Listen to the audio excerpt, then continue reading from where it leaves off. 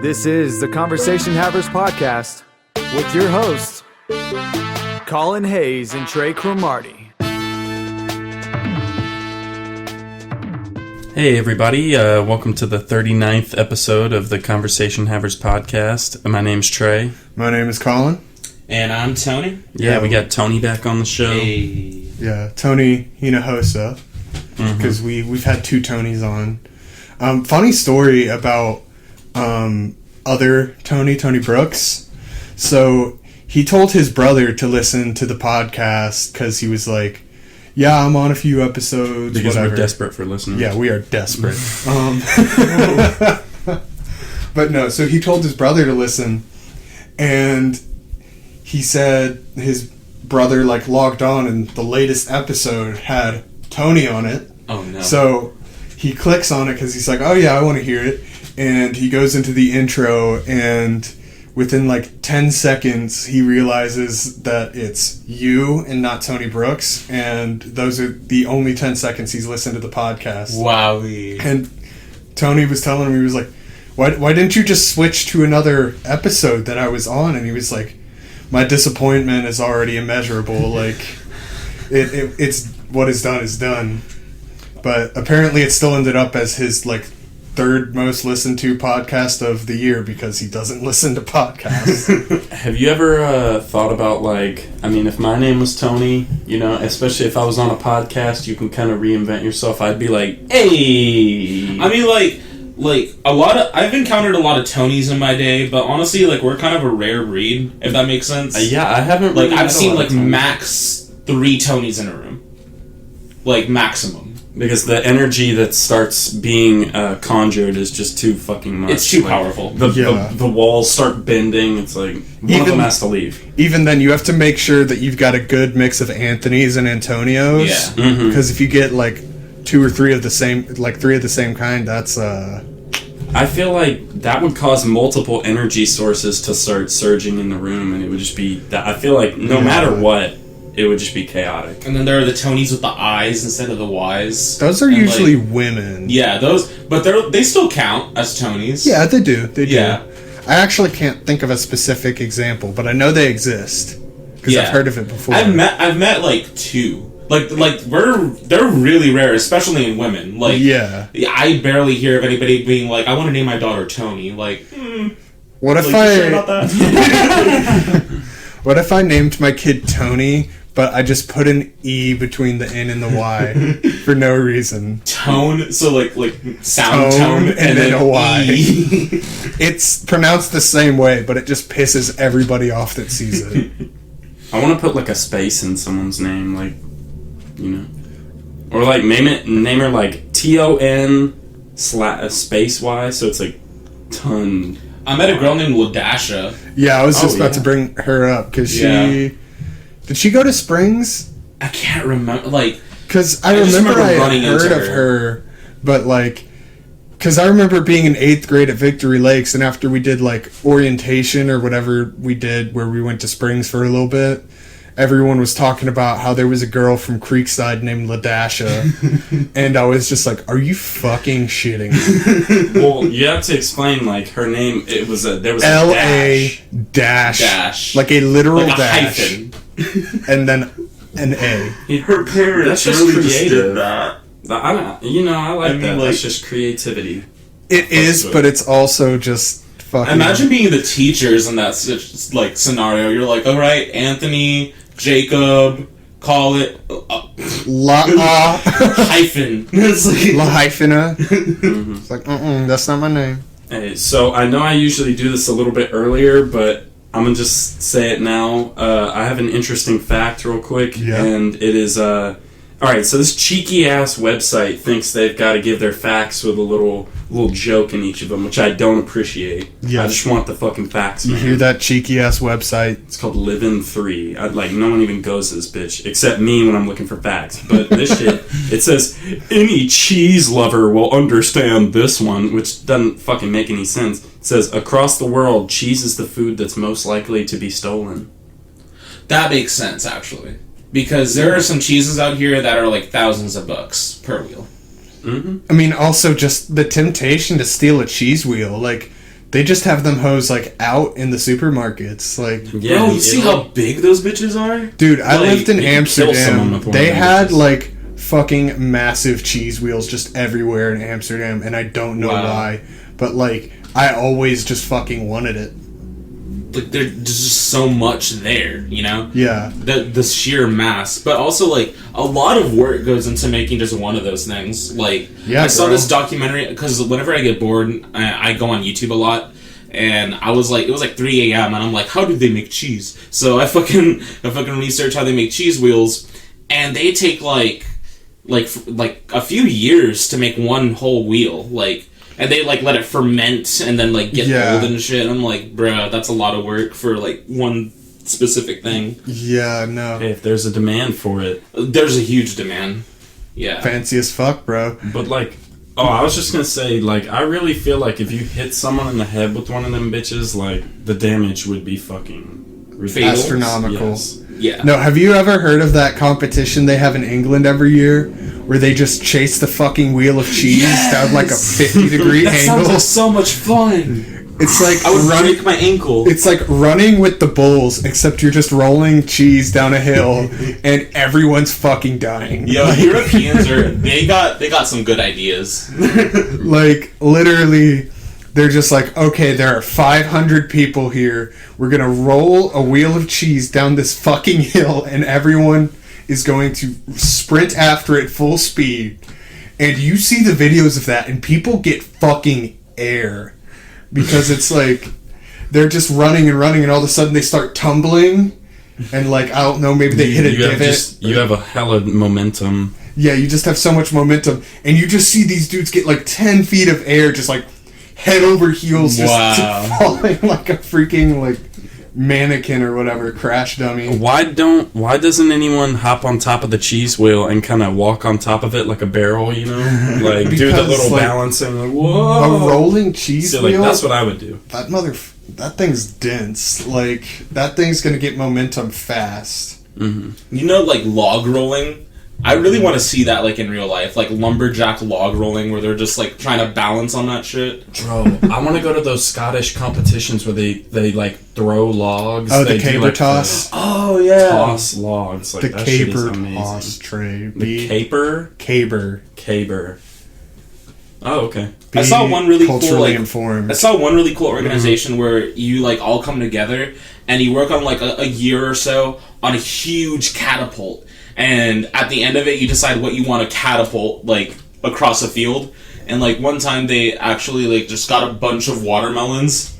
And whenever they catapulted it, like, whenever the watermelons exploded, there was actually, like, a field of, like, pigs over there. So literally all of the pigs came and, like, and they were like, oh, damn. Fuck, we didn't even know. No, the pigs are just sitting there and they're like, why did Fortunate Son just start playing and all of a sudden shit just comes raining from the sky? Bro, they were having the best time of their life, I'd imagine. If I were a pig and just, like, watermelons just started... If I were me, fucking and watermelons just started falling, like... I'd be fine with it. If you're not getting fucking pummeled by the watermelon. That too, yeah. You take a watermelon face first. I mean... That's almost as bad as a cheese wheel.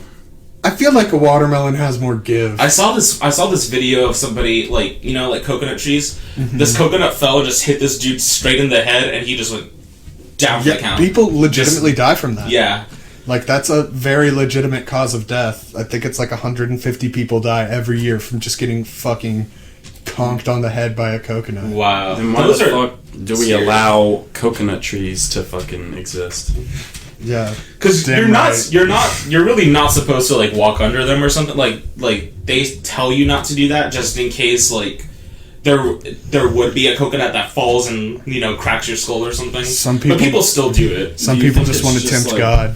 Do you think it's just like the Viet Cong up there, like, throwing the coconuts down? Bro, they're in the trees. They're, like, cutting them off. Yeah, totally, bro.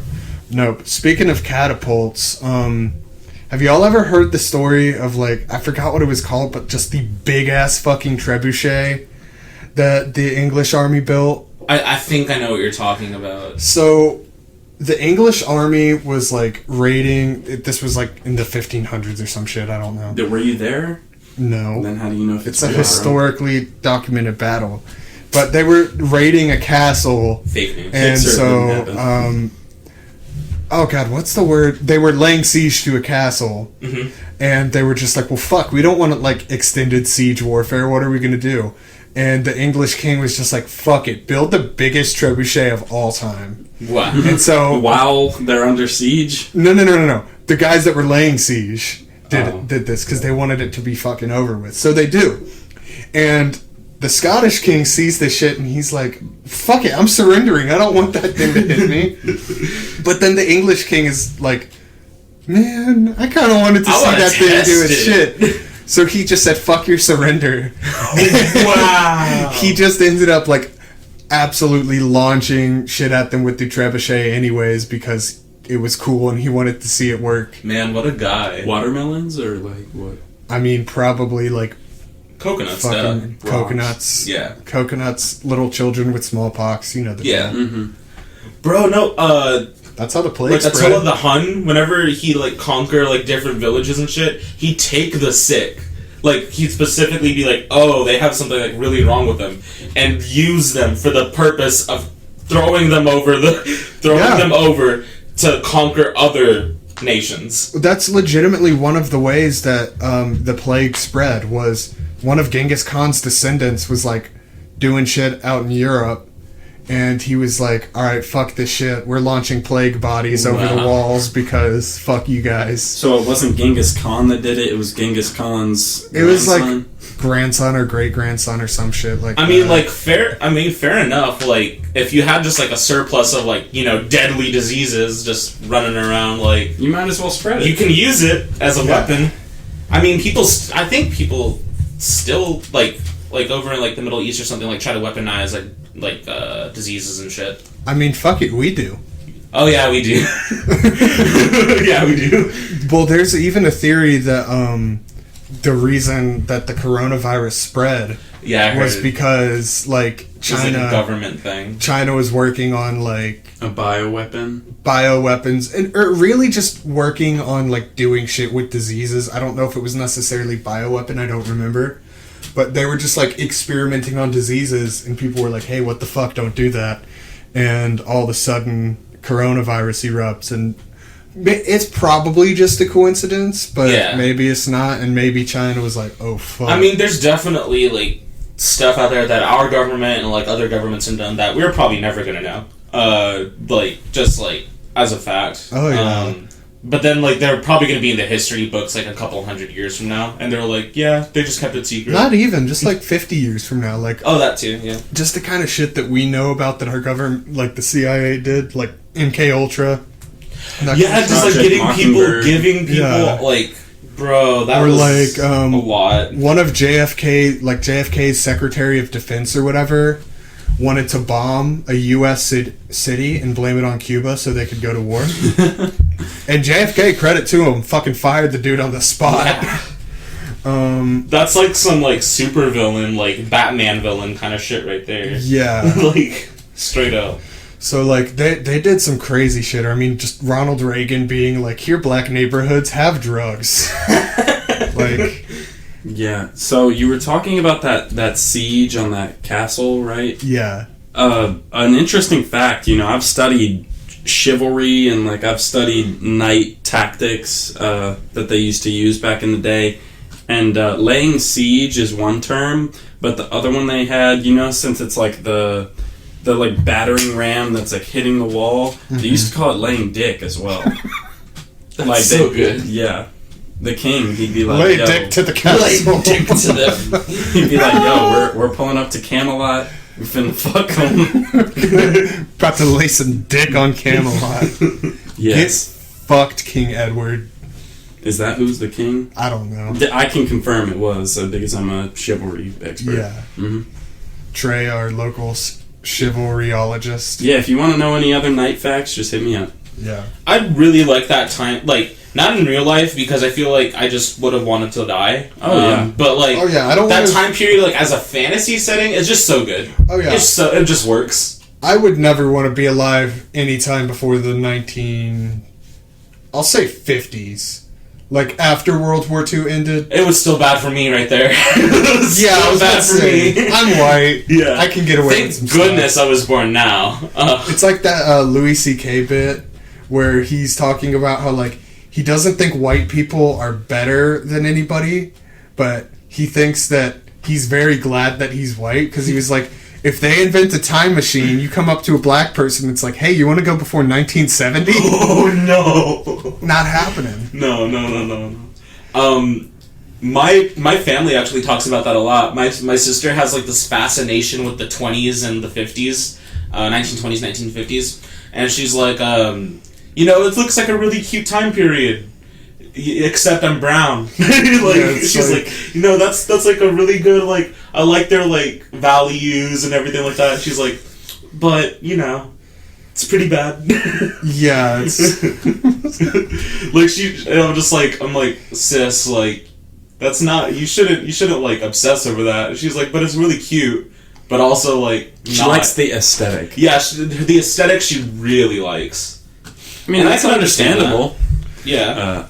I watched a little bit of Crouching Tiger, Hidden Dragon. That's fuck. I always fuck up the title. Is it Hidden Tiger Crouch? No, it's Crouching Tiger, Hidden Dragon. Yeah, okay, you got okay. it right. But I really like that time period too, specifically like feudal Japan, and I know that's China, but like, but that seems same. Both like Asian countries in that time, like that shit is lit. You know what I mean? Yeah. That like samurai game that's coming out. It's like an open world. I know what you're talking about. It's not Sekiro. No. Sekiro was also really good though. I like Sekiro.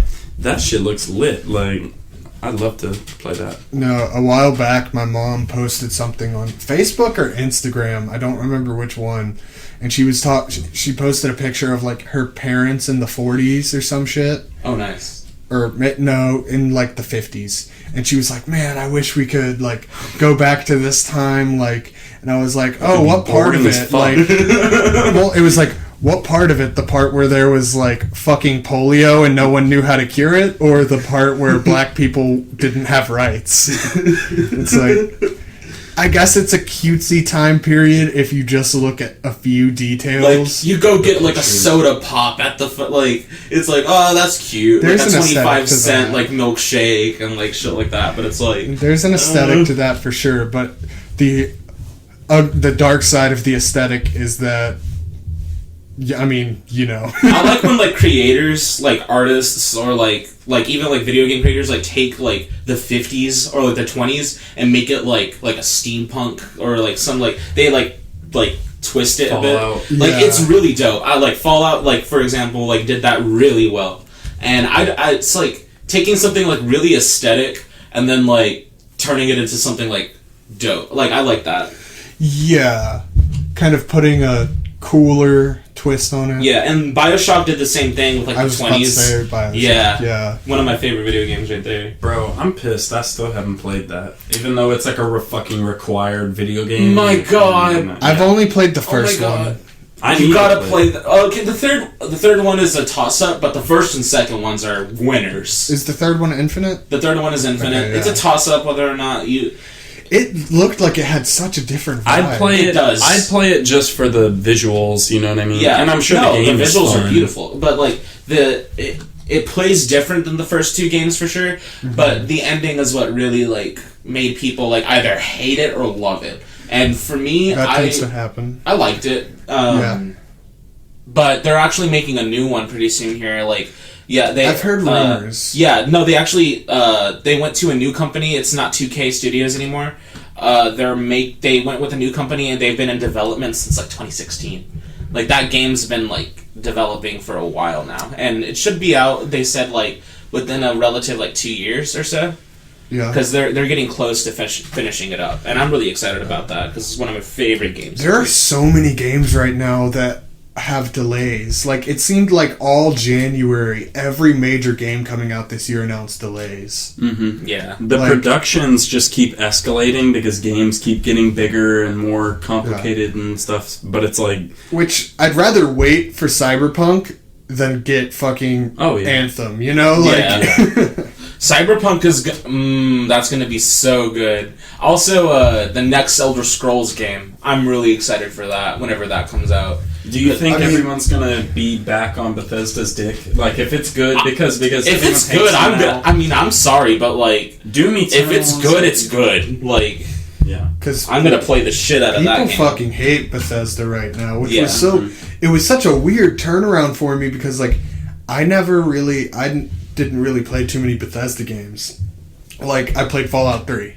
Well, what is it that people are mad about again? I can't remember. Fallout 76. Oh, yeah, that thing. And I think a lot of people were disappointed with, like, other shit, like... Well, you know, whenever you play a video game, you really shouldn't, like, have to, like, look at...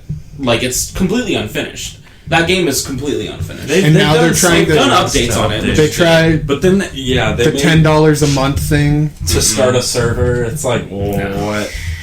No, they were totally trying to, like, fuck people over with that one, for sure. Yeah, like...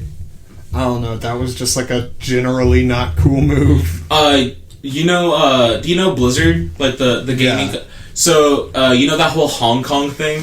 Oh my god! Like, and the shit they went through, like that. I actually got mad at Blizzard for a second because I was like, "That's pretty shitty of you." I got mad literally at somebody's entire check over that. They confiscated all his money and his rewards. Yeah, and he got like banned. Yeah, right? for like 2 years or something like that. Yeah, because it was like the player and the announcers that were on during the event were both fired. That's like, what did the announcer do? Nothing. Like, it's like, you were there. I don't like, and the worst part about it is that they're an American company, that's an American company, but they're literally, because Blizzard games are played a majority of the time, and like they're popular here too, but you know, over in Japan, China, like Taiwan, shit like StarCraft, in like, Eastern over there, countries, like if they're popular over here, they're very popular over there. Like it's a whole different culture over there. So, yeah, like, while they are an American company, in the end, that's where the biggest market is for them. So, well, it was just depressing. It's just awful. It was just depressing just to see, like, it was them and the NBA. Yeah. Like, that was just depressing to watch. And we try to avoid politics on the podcast, but fuck China is not a political statement. Fuck China is a way of life. True. Except if you're talking about feudal China, then that shit's pretty cool.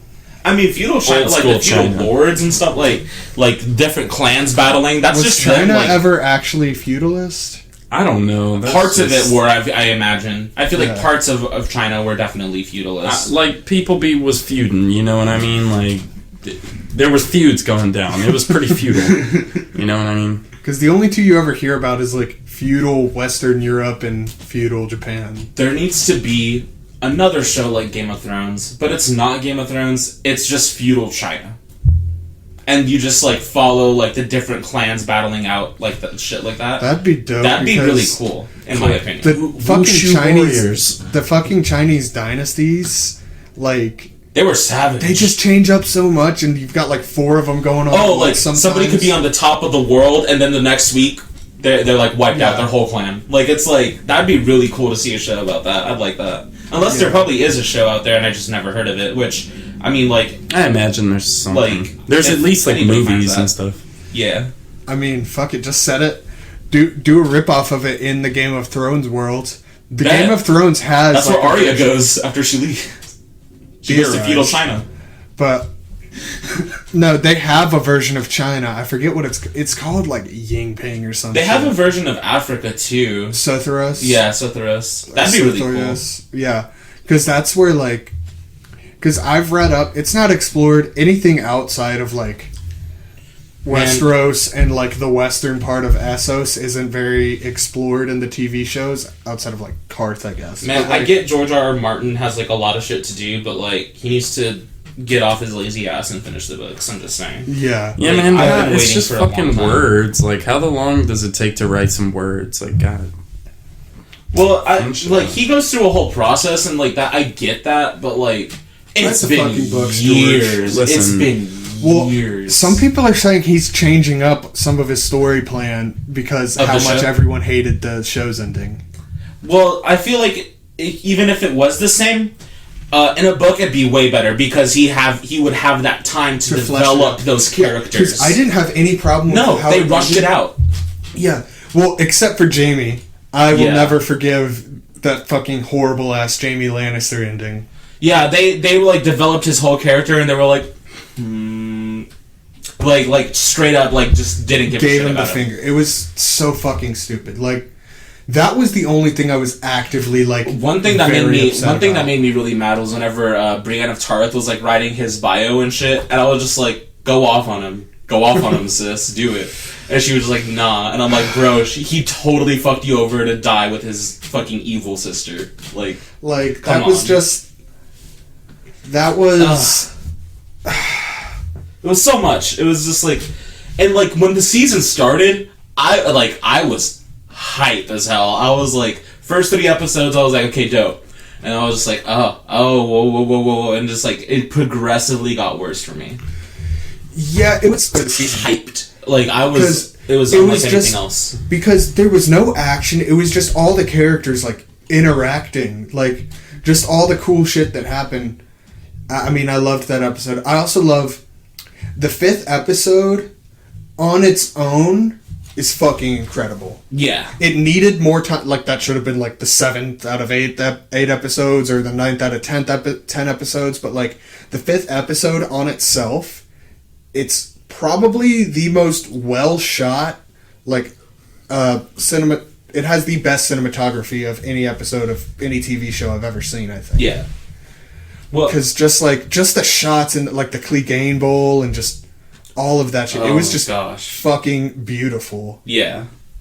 Sometimes I like whenever I get bored and I have nothing else to watch, I will put it on the Battle of Winterfell just because it has so much action in it, and it's like there are like really cool parts in that, like whenever the leader of Bear Island and she like stabs the giant in the eye, like those are some like serious moments, and like I watched that episode whenever I'm like really bored. I'm just like, oh, that was dope. Like just like putting myself back into that mindset of like I thought people were gonna die. Like I thought it was gonna be more of an impact. I mean, people definitely did die. Well, yeah, but like I was like, fuck, that's the end of Brienne, or like and like. Yeah. I for sure thought she was dead. Really? I for sure thought like Brienne was gonna make it to the end. I thought she was gonna die because like. With the whole Jaime thing and everything, and then like they kind of like resolved her as a character. I felt at that time, and I was like, okay, this is whenever they kill characters in Game of Thrones, and I was used to that by then. And I was like, okay, well, I'm gonna have to bid farewell to her, and I was glad I didn't have to, but like how they did my boy like Daenerys's like Jorah. Yeah.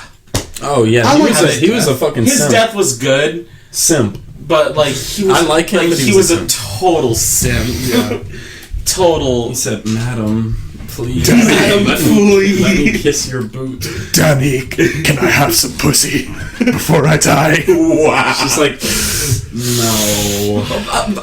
I'm so sad. Love you, Jorah, but not like that. Shut the fuck. Yeah. But that show in general, I feel like I'd give that like a 7 out of 10. Like it was pretty good. Yeah. Pretty good. But near the end, I was like... It really just... Some people were like, it needed to be 2 seasons. I don't even think it needed to be 2 seasons. No. I think you could have even done it without even adding more episodes.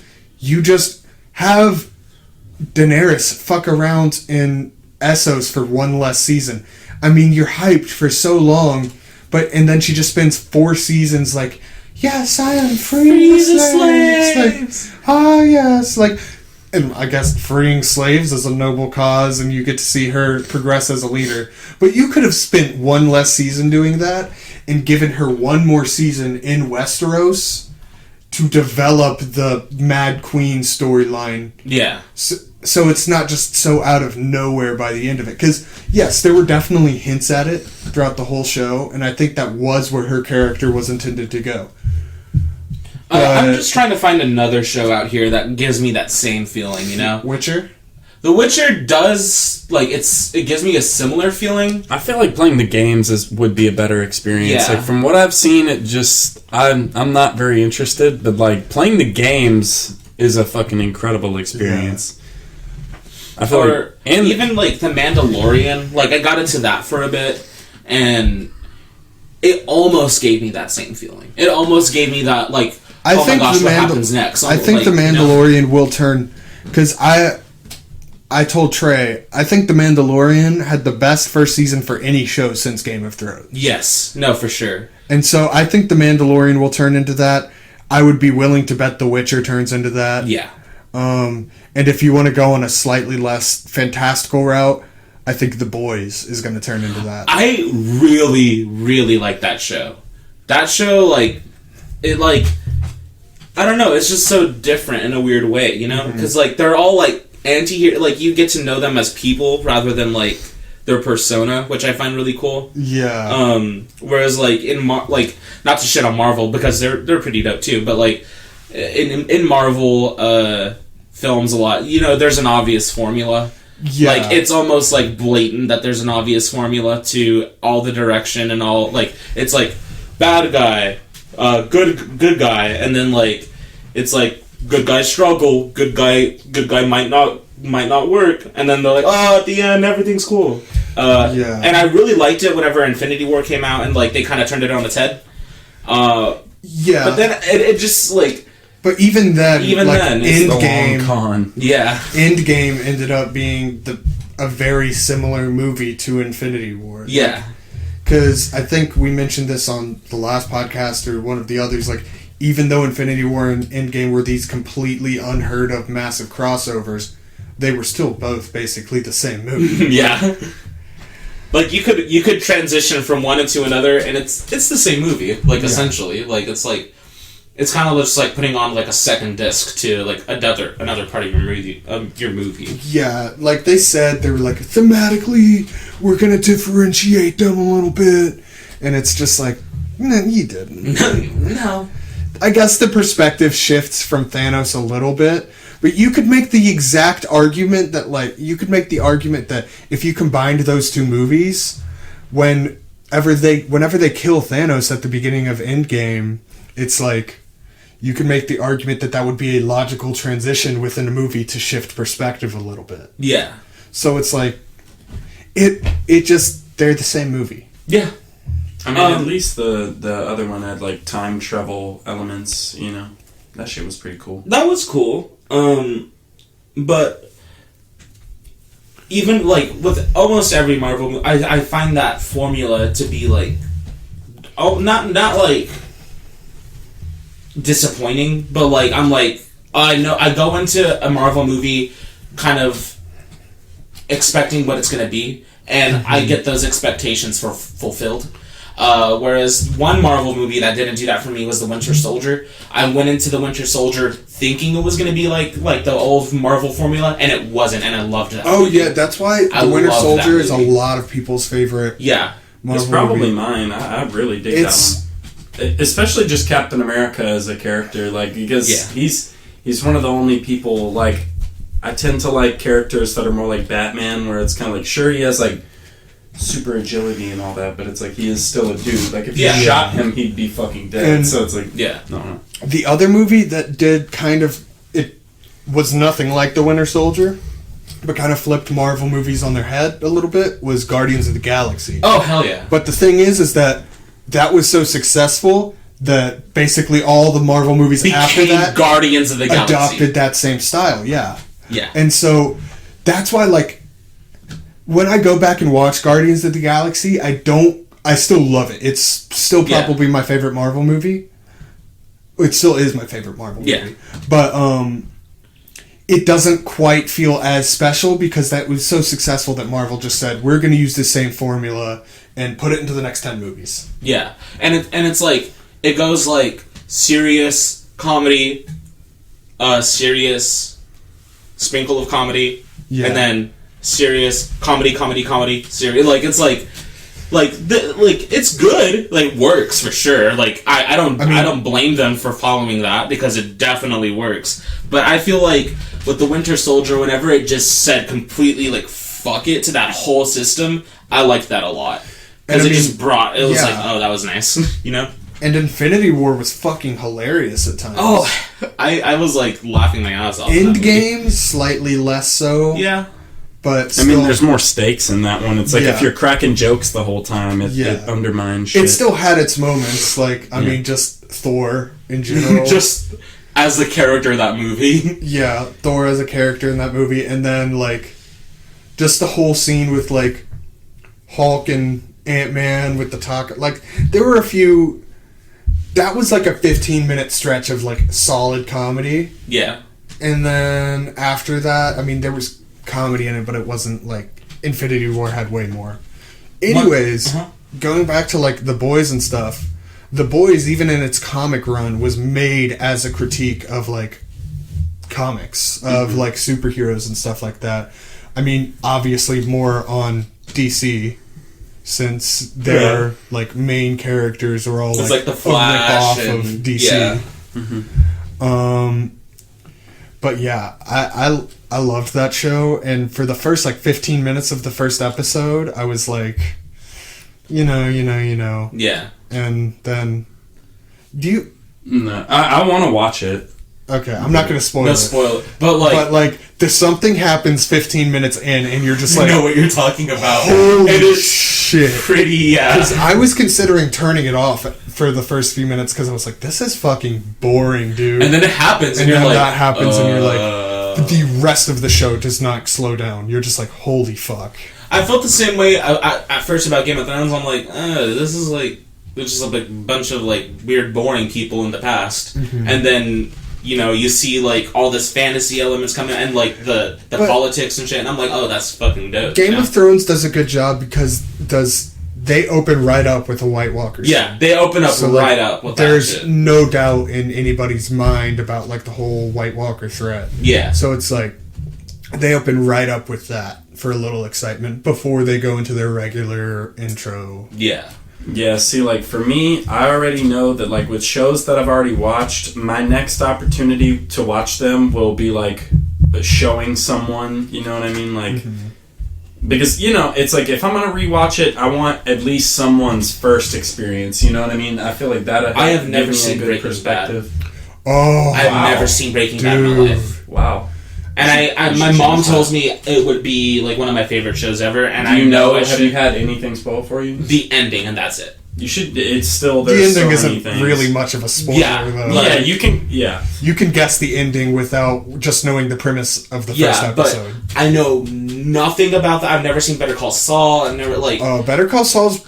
It's so different from I expected Breaking Bad 2. It's not it's that at all. It's a lawyer show.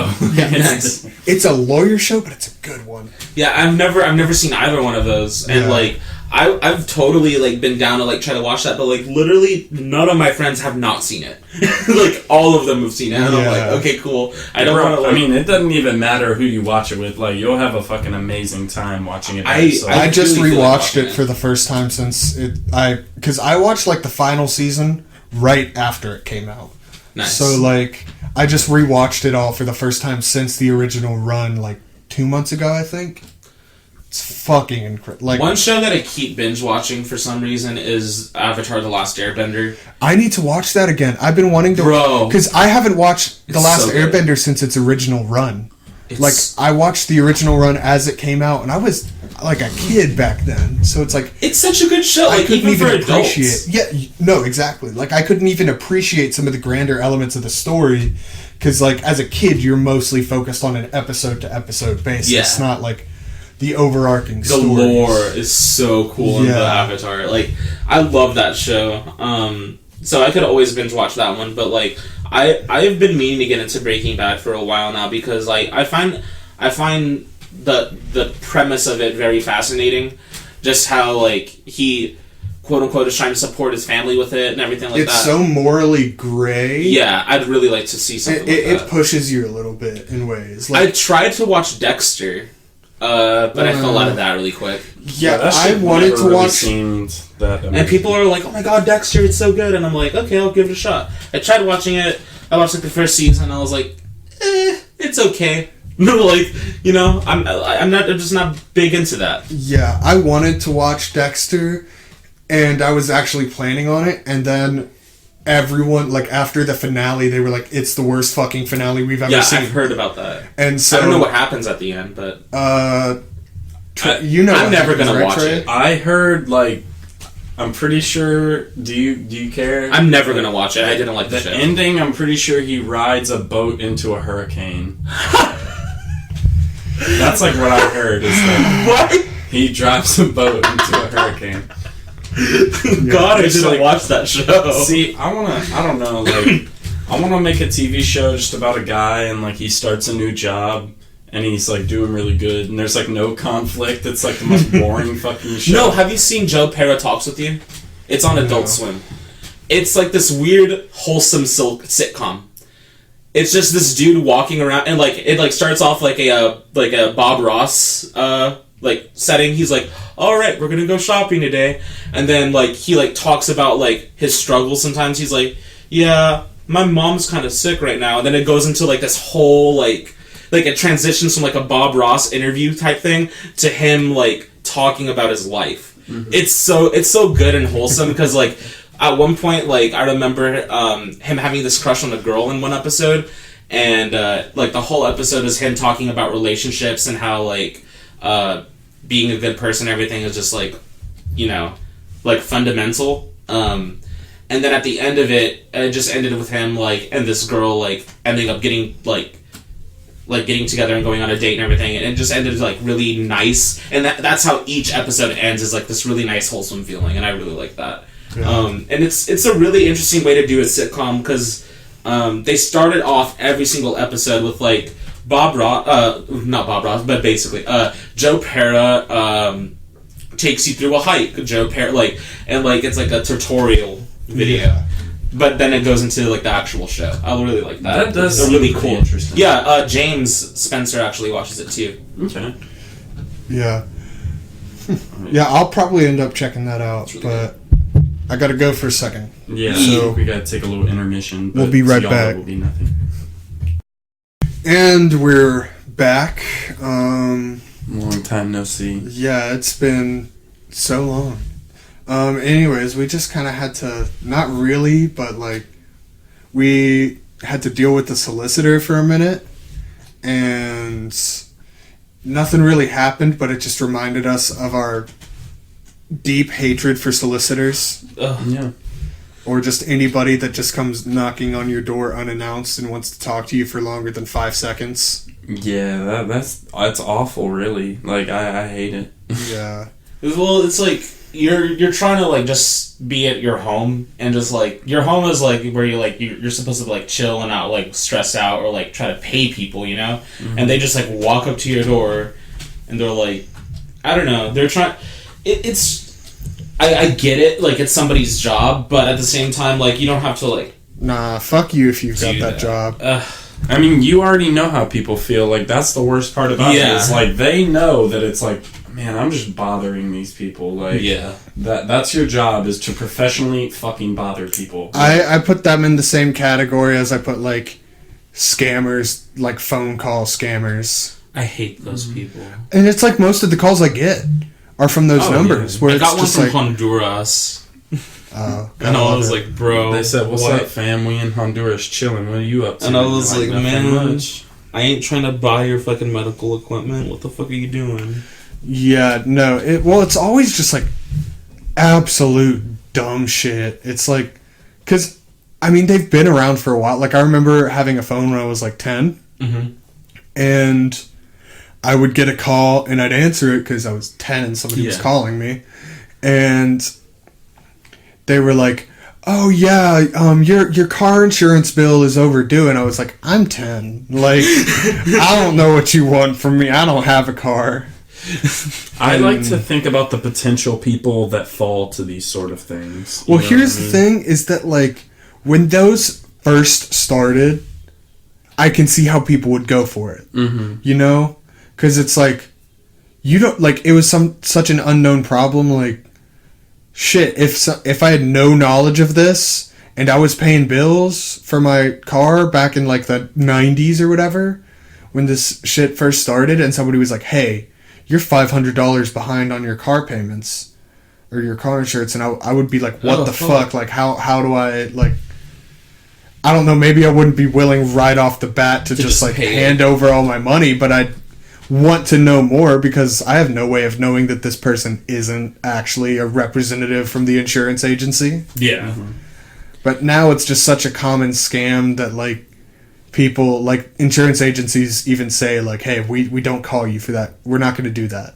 I have no idea how people fell for like email scams. Like, I'm a Persian prince. And I'm gonna leave you like $1 billion if you like give me your information. That's like, I don't know how people fall for that. Like, it's so outlandish. It's like, why even believe it? Especially now since it's such like a cliche. Yeah. But like, even at first that was ridiculous. Like, I think it's because it's like, whoa, I can talk to anybody. It's the World Wide Web. Yeah, like when no one. A prince wants to give me money? When no one knew about that kind of shit, like, even then you've got to be like, hey, this guy wants to give me $10,000 for almost no reason. Like, should I be like suspicious? Like, should I suspect anything? Like, apparently a small amount of people were like, nah, like, bro, they deserved it though. Like, I read a story. Not trying to like shit on them, but they kind of did, like being stupid. I mean, here's the thing: a lot of those happen to like really old people. Oh yeah, true. Old people are the ones that get like screwed over by it the most, and they've done like, It's at funny. least with my grandparents, my mom has done a pretty good job of like telling them what's up and like making sure they don't fall into any of those traps. Is it possible anymore? Like, even modern old people, like, they gotta know what's up. You know what I mean? I My would think grandparents do. Unless you're just like, kind of, you know, a there little are some. not older. I don't think my grandparents would know what's up if it wasn't for my mom, because like there are some out of touch old people. Because like there are people that just don't want to change. Mm-hmm. You So know? technology to them is just like, nah. Yeah, it's just like, fuck this shit. Like, I don't need a phone. I didn't have a phone in the 60s. That's fair. And so, like, there are a lot of people that don't change. And so, if they get, like, their flip phone or whatever, and it's like, oh, hey, this person is calling me, like, I have no connection with the outside world. What's up? You know? So... They just want someone to talk to. Or like those jewelry channels. Or like they're obviously overpriced, and they're like, call now to get this amazing deal. You have 5 minutes, and it's like they even have like a little clock like going down, and like they're like, all right, we're gonna buff it up to 30% off, and it's like That's why almost always an old lady. All those commercials where it's like, oh yeah, and if you call in the next 10 minutes, and it's like, you've aired this commercial like 20 times in the past few hours. The next 10 minutes is bullshit. Like, that's not an actual thing, but it gets like, it gives like older people less time to think about it, and they're like, well, fuck it, I gotta make a decision in 10 minutes. Well, one decision, like, there is a point I feel like in every person's life where they have like wanted to like be able to buy that shit, and that's like as a kid or as an old person. Because as a kid, I would see you have to be 18 and up in order to buy this fushigi, and it's like, shit, I really need it. That it's like, it's funny thinking back on that because it did kind of work a little bit. Yeah, it did. Absolutely certain worked. thing like Floam. Bro, I was like, I saw that Floam is commercial. trash. I finally got it like Yeah, years no, later. me Floam is too. Garbage. I got flown for my birthday, and it fucking did not work. It didn't stick to anything. It was fucking... too sticky for me. But It was their literally ads, leaving their commercials residue on made your it seem hands. like Oh, yeah. it was the best thing ever. I wanted Floam so fucking... I bet we still have, like, the tubs of, like, hard-ass Floam somewhere. Like, in a box. But, like, it was the biggest disappointment. Like, and we were so excited. Like, I, honest to God, might have cried tears of joy when... And, like, my mom was so happy. Because she Getting was punked like... as a kid is the worst feeling. And so... And I was so happy because my mom was like, oh yeah, I did this great thing for you. And I was like, thank you, Mom, I love you. And then I tried playing with it, and it was like, what the fuck is this? This isn't what I saw in the fucking... And my mom, she kept on, like, bless her soul, she like, bought this stuff for us, but, like, she kept on trying to get us to do projects with, like, little fun projects with it because she didn't want to, like, waste her money. And we were like, Mom, it fucking sucks. Like, we love you. And this isn't your fault, but we got fucking screwed. Or like, moon boots. I saw like those ads a lot. I'm like, God God damn it if I want poor fuck. And I was like, God. One of my neighbors growing up had moon boots. Lucky bitch. Not gonna lie, those things actually kind of worked. Yeah. They weren't as cool as the commercials make them seem, which nothing is. Yeah. But like they did give you a little extra like spring. Did y'all ever have those like little? They're like Tamagotchis, but not. They're like those little cubes of pixel people, and then you connect them, and they had like a part. Those were so much fun. I think my sister those are so had much those. fun though. Yeah, I remember seeing those. Like I was like, oh fuck. I mean, fuck it. I would buy those right now. Like, Early 2000s had like all those like new technology toys. Get yourself a robot dog. But and it's like, oh fuck, sure. But that was such a cool era because everyone was just like, fuck it, let's make wild shit. Yeah, so like, I loved that. It's like late 90s, early 2000, like 97 through 04, or like really even like 07. Yeah. I would say might be like the cap end of it, is just like absolutely wild shit. And like everything is toned down a little bit since then, so that's kind of lame. Y'all ever get those like little worm things? They're like on a string, but in the commercial they're like neon or like different color. Those are actually really dope. Yeah, I remember getting one and I was like, bro, I can't wait to remote control this. And I was like, bro, it's on a string. I could have made this at my house. I was like, shit. Yeah, there were so many things like that I got toys that I would see on commercials that like I'd get for Christmas or some shit and just would not work. Like the most heartbreaking one besides Floam was there was one where it was like these little foam guys that were dressed up, and there was like a little thing that would keep them airborne, like a little blower that would keep them airborne. I know. And they were supposed to fight each other and like knock each other out of the arena. Yeah. And every time it would just blow them right out of the arena instantly, like without fail.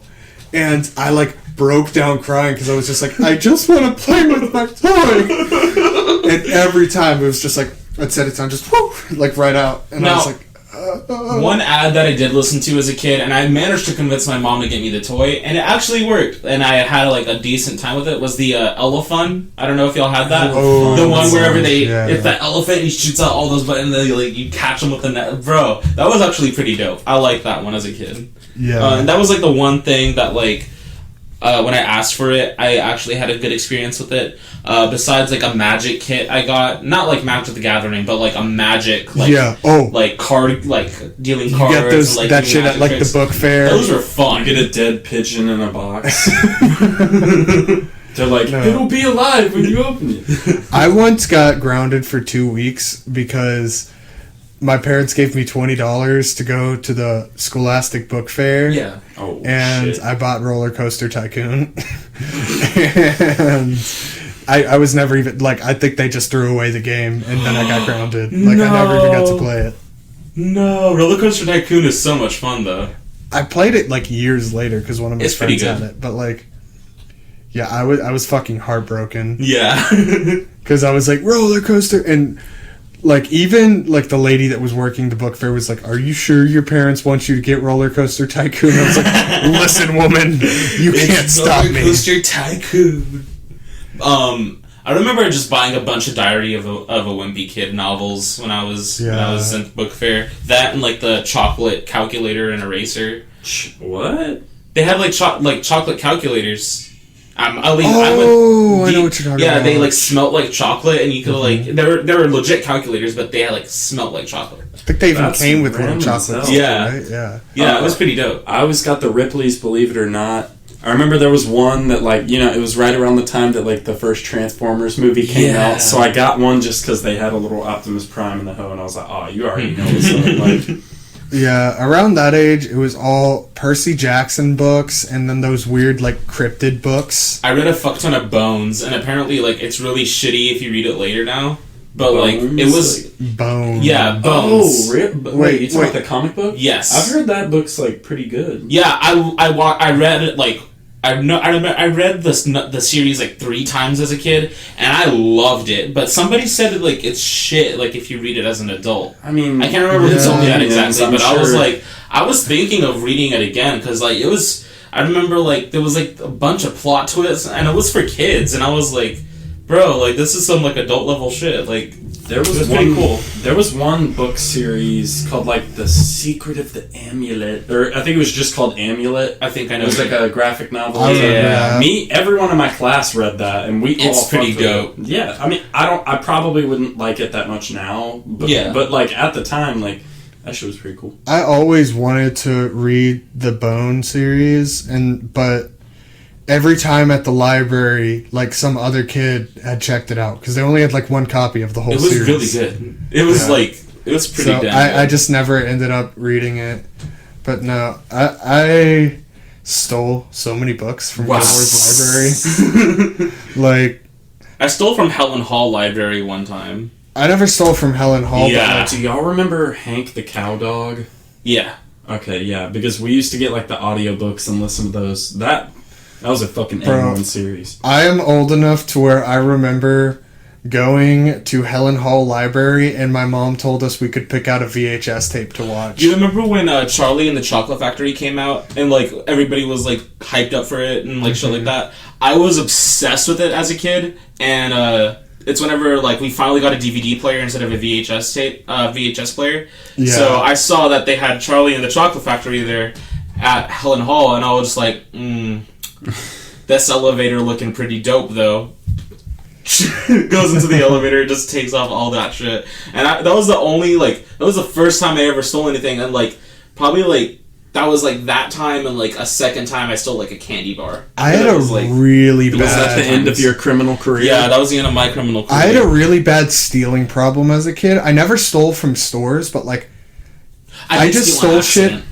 I stole shit from like other kids that I liked until I was in like 4th grade. Like some kid would have like this eraser that I liked, and while he wasn't looking, I would snatch it. Wow. Like I just did, like, because I mean, kids are fucking little tyrannical assholes that have no concept of like moral goodness. So like I was just like, nobody else exists except for me, so I'm just going to pamper myself as king of the world and get whatever the fuck I want. Yeah, unfortunately, I was a really like passive kid, and I was really into Doctor Who at one point. Like, it was in middle school, actually. Mm-hmm. And I had this dope Doctor Who lanyard, and, like, it had this whole backing and everything. And I took my ID out of it one time because I had to, like, check it at the lunch counter. Yeah. And I, for some reason, I put my ID in my pocket, and I was, like, getting tired of my lanyard, so I just took it off, and I was eating it. I was not eating it. I was eating my food, and I just had my lanyard next to me, right?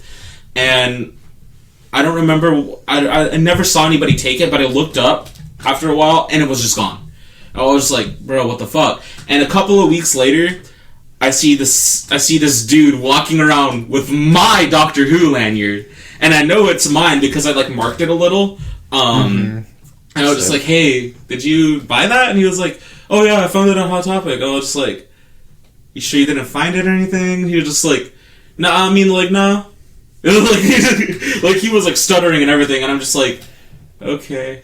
And like I was just really sad about it. I was not confrontational. No, I wasn't confrontational as a kid. I was really mad about it, and I was just like, okay. That happened. I get fucking Yeah. heated. Yeah. That shit happened to me me once. I bought, like, so there was always the little school supply store, and I bought one of those little pins that doubled as like a little airplane type deal, and somebody stole it from me. And I just straight up just stole it back from them, like, the next day, because I was like, hey, where'd you get that?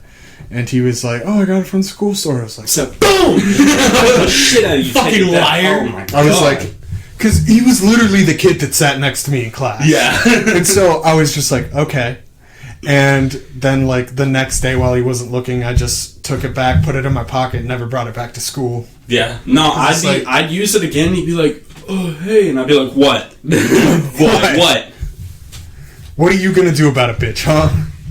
Yeah, No, I was be like, hey, what? Look, I don't even know. I was very confrontational I was child. too nice as a kid. And I learned it now that, like, I just can't be that nice anymore because people just, like, shat on me a lot. So I was just like, okay, I can't do that I've now. gone through both phases, because like, elementary and middle school was just like, I take what I fucking want. Mm-hmm.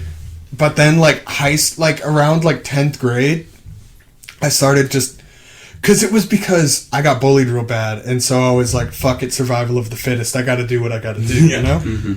So, like, I just was a little shit, and I would do whatever the fuck I wanted. I was super confrontational. It was like a defense mechanism going out of hand. Yeah.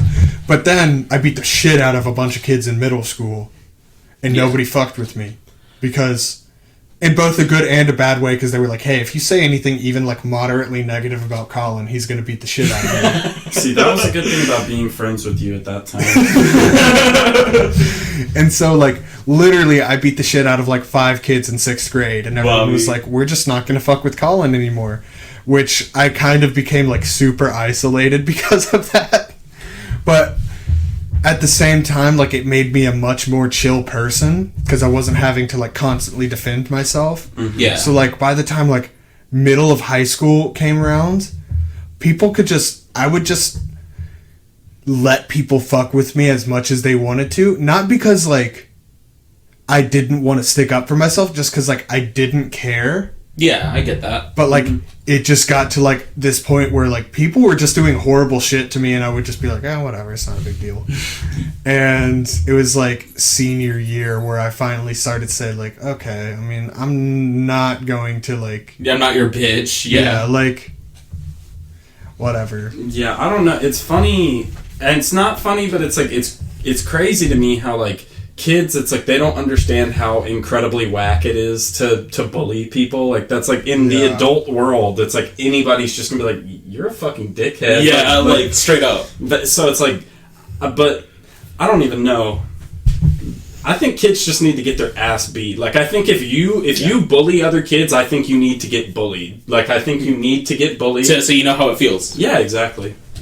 Yeah, I'm pro-bullying. Just have someone, literally anytime you do it, just have, like, a full-grown adult just slap you as hard as you fucking can. Hey, that used to be what they did. And just be like, hey, do that again.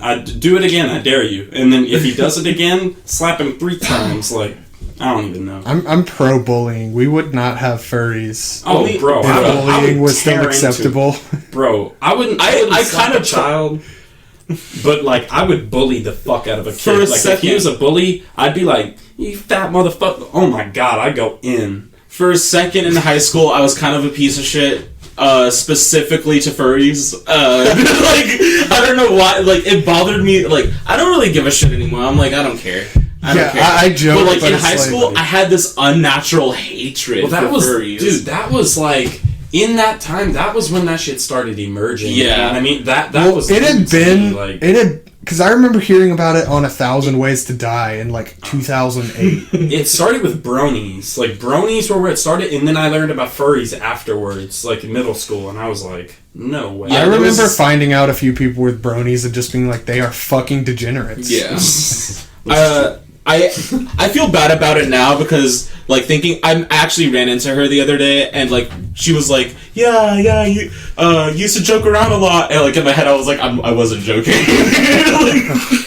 Wait. But, like, I used to treat this one girl... the girl that wore the cat ears? Yeah. I used to treat her like shit. Like, I straight up used to, like, she'd try to talk to me, and I'd just be like, oh, fuck, I was talking with Nick one time at lunch, and he was, like, laughing and everything, and she was just like, oh my gosh, that was so funny. And then she, like, put her hand on my shoulder, and I just, like, looked at her, and I was still laughing. I'm like, don't touch me.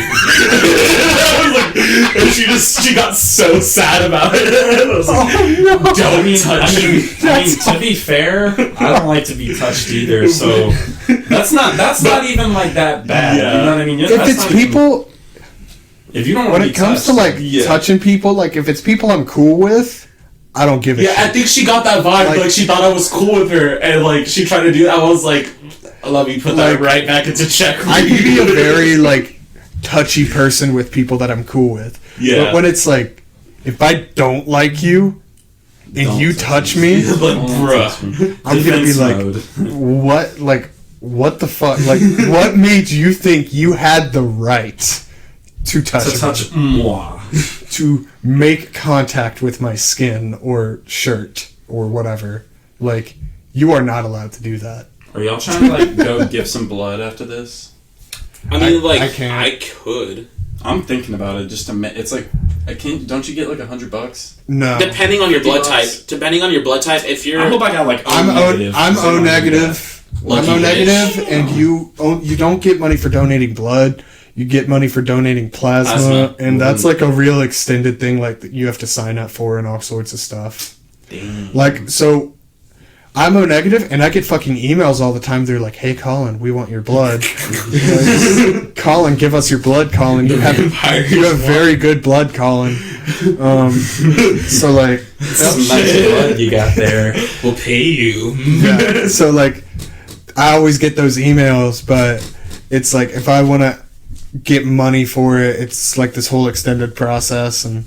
I mean, fuck it. I might be at that point now, but I was just in Mexico, so I don't think I can donate blood right now. Yeah. Because I think it's like within 9 months of being If in you left Mexico. if you left the country, or like if you went to Wuhan, you're fucking...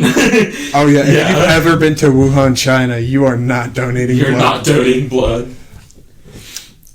Yeah. But one time, back to like the shitty kids thing, I got into one fight in my whole life, and it was back at League City Intermediate when I still went there. I was like 7th grade, and it was just like this little shit named Ian, and he was like half the size of me, and I was a big kid back then too. But like I was, like I said, I was like really passive. I just like I wasn't like a confrontational person, but he just like I was walking to the bus one day, and he was behind me. He was just being a bitch. He was just like he was like, when I was walking, and this is like kind of funny now because I'm a piece of shit and I laugh at myself, but he was like, bodum. But at the time I was like, this piece of shit. I mean, it's funny, like looking at it from an outsider's perspective. Yeah. But if somebody did that to me right now, like if it was one of y'all, I wouldn't give a shit. But if it was like just somebody that I either don't know or don't like, it would be like. Even right now, I would be ready to fucking and like somebody. I heard him doing that shit, and I turned around and I'm like, "You're gonna have to stop now. You're gonna have to stop, man." And he was like, "What?" And then he did this like little his attempt at a push. He was like, "Huh?"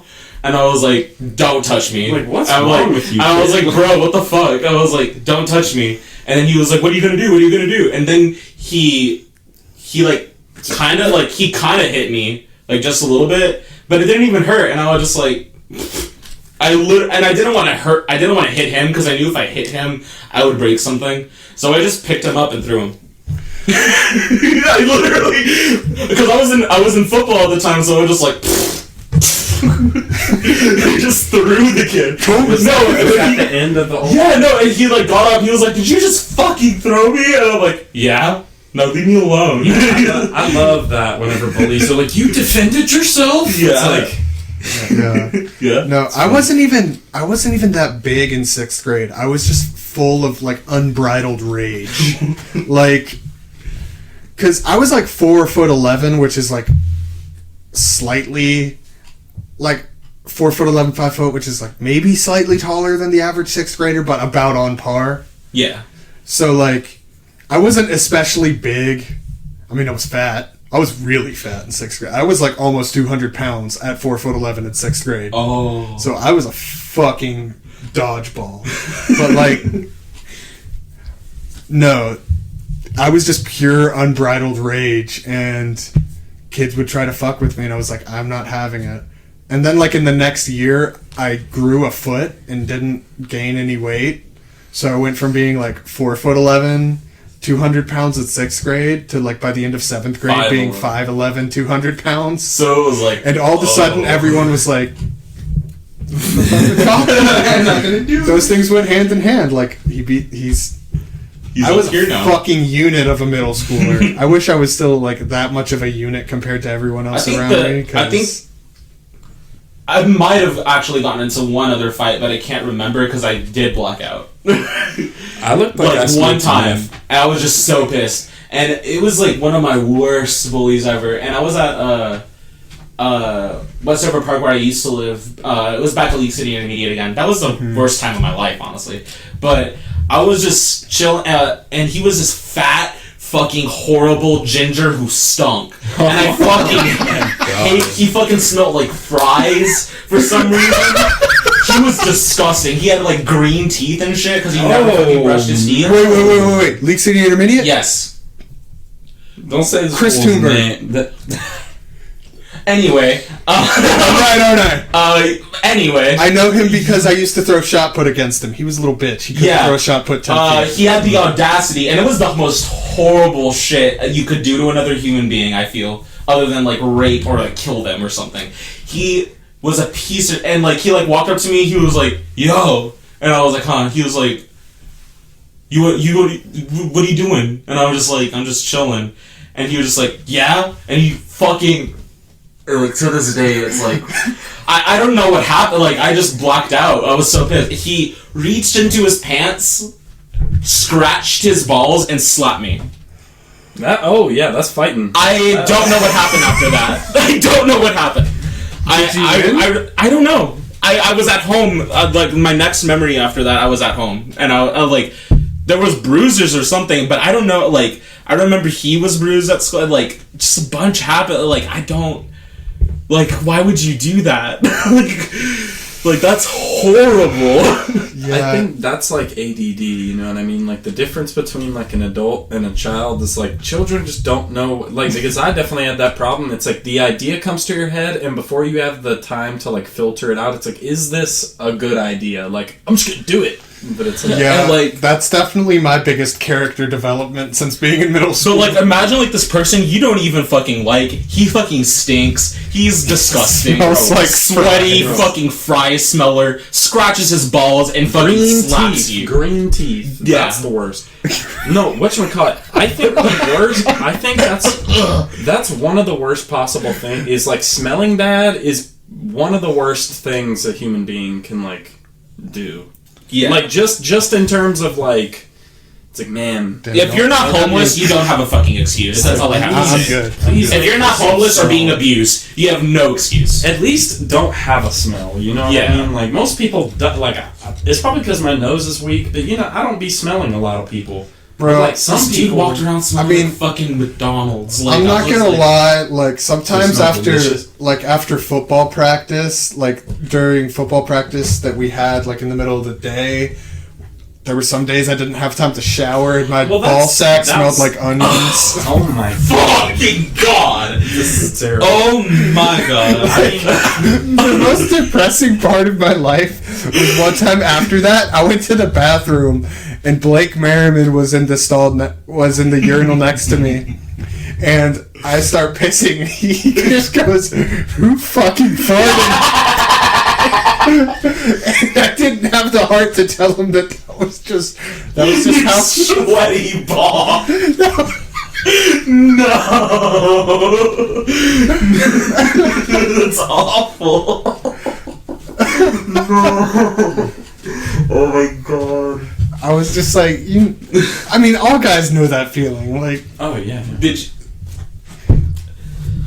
you know this chick in high school named Gabby? That's all I'm gonna say. I knew a few Gabbies. In high school. Anyway, she opened her legs one time that smelled like fish. Oh no. And like, my sister told me this story because my sister like kind of used to be her friend, and then that happened and she stopped talking to her because my sister was in gym class with her and they were sitting on the at the bleachers, and then she got up. And my sister said she just got this waft. You know how, like, in the gym, they have, like, the air conditioning going and, like, it's, like, the fan blow? She got the fan blown to her. And she was like, whoa! Like, literally, like, she just gagged out loud. And her face, like, crumpled. And she said that she just never talked to her again after that. Oh my god. Got the nasty patty in there. Oh my god. That's just my only response to that is no. Oh my god. That is atrocious. I think it might be worse for females. Like, I don't even When know. human beings start to smell like other species, it gets bad. Like, Okay, well, like, I don't... Because with guys, it's like... we smell like food. I don't know Like, why. I'm being French legit. fries was a very accurate. Like, I've smelled He other smelled people. like fucking old French fries. I've smelled other people that smell like French fries. Like, Like, that's accurate. but like...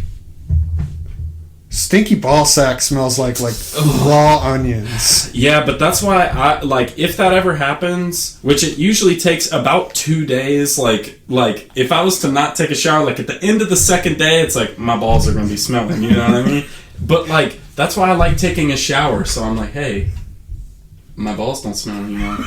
I feel like the most like atrocious smell I had to like impede upon this earth was like. I'm not ready for this. I'm not ready. No, like I had this obsession as like a fucking like 14-year-old with like onions, and like onions are good. But like I couldn't onions. stop eating them. First, like raw. No, not raw. Just like I would cook with them. I would put them in every single thing. I put it in like sandwiches. I put it in fucking ramen for some reason. I mean, that works. I mean, like you could. But I ate it a fuck ton, and I remember like it was like in the middle of like English class in 6th grade, and I just heard, and I was like, huh? And like, you know that like feeling of like it just hits like right there at the end of your ass, and you're just like, you're like hype up. It's like the New Orleans floodgates right before they broke during Katrina. Yeah, and my English teacher was in the middle of a fucking a lecture, and I was like, I can't just and like I was like, fuck. How loud is this gonna be? No, that was the worst part. It just went. Oh shit! And I was like, no.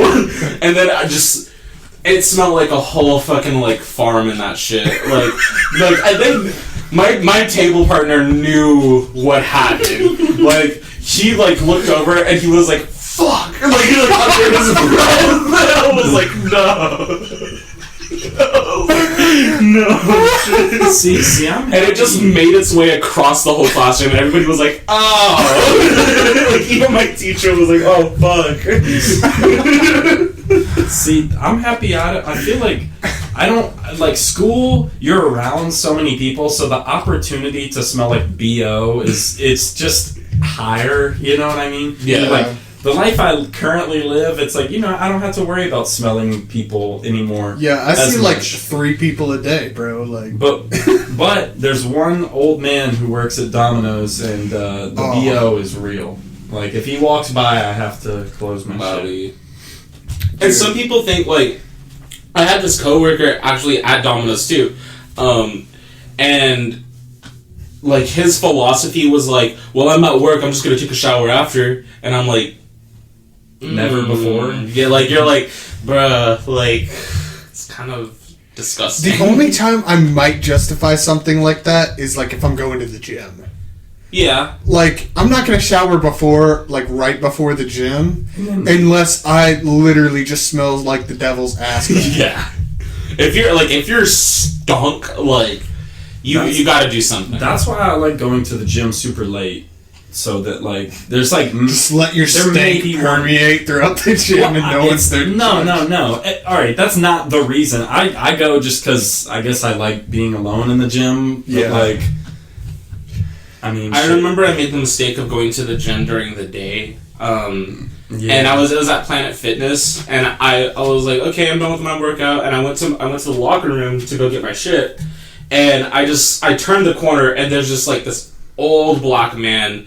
completely butt-ass naked, and he's just and he's like bending over and shit, and I'm like, oh fuck, like, and my locker was right next to him, and I'm like, ugh, oh no. He's like, where? Come on. No, I was like, no. Balls hanging down to his knees. For sure. No, my sister went to the gym the other day. She said she saw an old lady with one boob. Hey man, that probably means that she had breast cancer. And I was like, bro, damn. That's just depressing. Wowie. Ouch. And my sister was like, but she wasn't even working out. She was just sitting in the locker room naked. And I know that for a fact because I went contemplating. She went there into the locker room. She saw her and she was like, okay, whatever. She's like probably done with her workout. She does her workout for like an hour, comes back and she's still there. Like butt ass naked, and my sister was was thinking. My sister was like, she was just having a hard. She was just. She's having a hard time. Did anybody check on her? No, my sister was just like, she was just vibing. I guess. vibing, Just one vibing. titty out at the gym, butt naked. That's a vibe. I mean, sure. Bro. And like my worst thing about gym, and like in high school was the worst because nobody gave a shit about any other person when they would get off the bench and leave it all fucking sweaty and shit, and they're like, okay, next person, and they don't wipe it off, and it's just like. I was so glad when I finally made varsity and got to be in the varsity locker room because everybody got like their own like seat in front of their locker, because the amount of times that I would literally see like a ball sack sweat imprint on the bench after JV practice was many more times than what is acceptable. See, I like the locker room. I don't know how I would have fared in the locker room in high school. Like, I'm happy I just High school locker rooms are ruthless. Did you know Artemis? Jesus Christ. Yeah, he was in my gym class. Oh. I almost like threw hands with this kid. I'm not even fucking like. He blatantly was like looking at people, and I was like, "Bro," you're gonna have to not. You're gonna have to stop, change, and get the fuck out right now. And he was just, It's a nice cock you got. You must piss a lot. You got a nice cock, I'll give you that one, but the girth is not as better.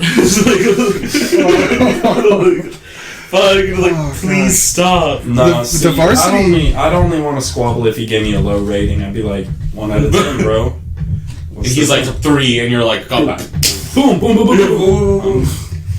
Dude, varsity locker rooms were mostly just like people being fucking idiots and like slapboxing and shit. That happened a lot, Bro, or like somebody would just like, for no reason, like there was like 4 little like enclaves or something, whatever you want to call them, in the locker room, and somebody would just be like, fuck it, and throw their helmet like all the way across all of them, and you just like see a helmet just smack the ground in front of you. I remember in my gym class, and I know it was somebody in my gym class, went to the showers in the back and like waffle stomped their shit into the shower. And like left it there and didn't like turn on anything and just sat there in the shower. I had to deal with that as a camp counselor. Wow. One of my kids was like, "Hey, Chief Collin, do you know what a waffle stomp is?" And I was like, "Yes, I do." And they were like, Wow. See, like that's like, I don't know, that you should get your ass beat for that. Like, you really should. One kid couldn't make it to the restroom on time and like dead ass shat inside of the trash can, like in front of the door in the locker room. "Hey man, That's I'm not even mad. that's not. You can throw that away. Like, He couldn't make it, and I was like, wow. If you and it wasn't intentional. Yeah. Like, Yeah. He was in a dire situation. I ain't even mad at him." He was But, in a like- diarrhea situation, you know, like Yeah. a waffle stomp, and Sure. you say, "Hey, blah blah blah," and then you laugh about it. It's like, bro, you need to get your nose broken right now. Like, that's, you deserve it. Did you ever see You creatures in the do, toilets in the locker room? Because I did. Like, I saw, like, roaches and shit. Like, one time I saw, like, I'm pretty sure I saw a mouse, like, run across the floor, and I was just like, Yeah. This Bro, episode turned grimy as fuck. No, I mean, there were good parts about locker rooms. Like, in every single day, the same guys would take a pre-practice shit. And so it would be like me and the same like 6 or 7 guys. And we'd all Hold bang. hands. we're here for No, you. we'd all bang on the walls of the stall. And Chris Brown, or aka Poopy, he would AKA Poopy. that was his nickname because he was small and brown. But no, he would freestyle rap while everyone else would like bang out beats on the stalls. And he started out at least half of them by saying, "It's your boy Poopy taking a motherfucking shit." That's And so good. every single time I'd hear that, it would fucking send me. Like, there's just something about locker rooms and just the shit that goes on. I heard funny ass stories of girls' locker rooms from my sister. Like, I don't They see do that's some- a whole different universe. Like, I've never heard anything about it. I have no clue. My I sister have was, one story. my sister was in a gym class with Mexican Precious. No. no.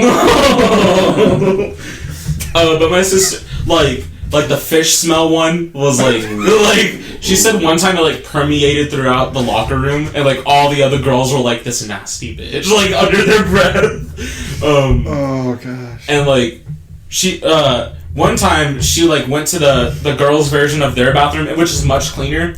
But then she said, like, this chick must have had some sort of horrible, like, misdirection. She opened the stall, and it was just blood. Period blood everywhere, all over the toilet, all, like, on the floor, and, like, you could see, like, handprints, like, she was, like, trying to like, on the side of the wall. And my sister was like, and just closed the stall. Oh, so that's the shit they deal with. I guess that's that not even a heavy flow. That's Like, that, like, she gigaton. couldn't stop. Shoved the knife up her pussy.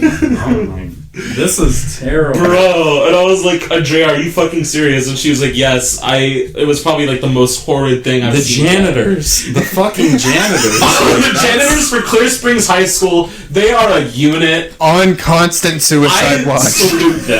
I salute them. They go home and they're just like twitching. You know that Asian janitor with the waist supporter who works in the cafeteria? Yeah. She had this like stone cold face where I'm like, wow, I feel like she's really depressed.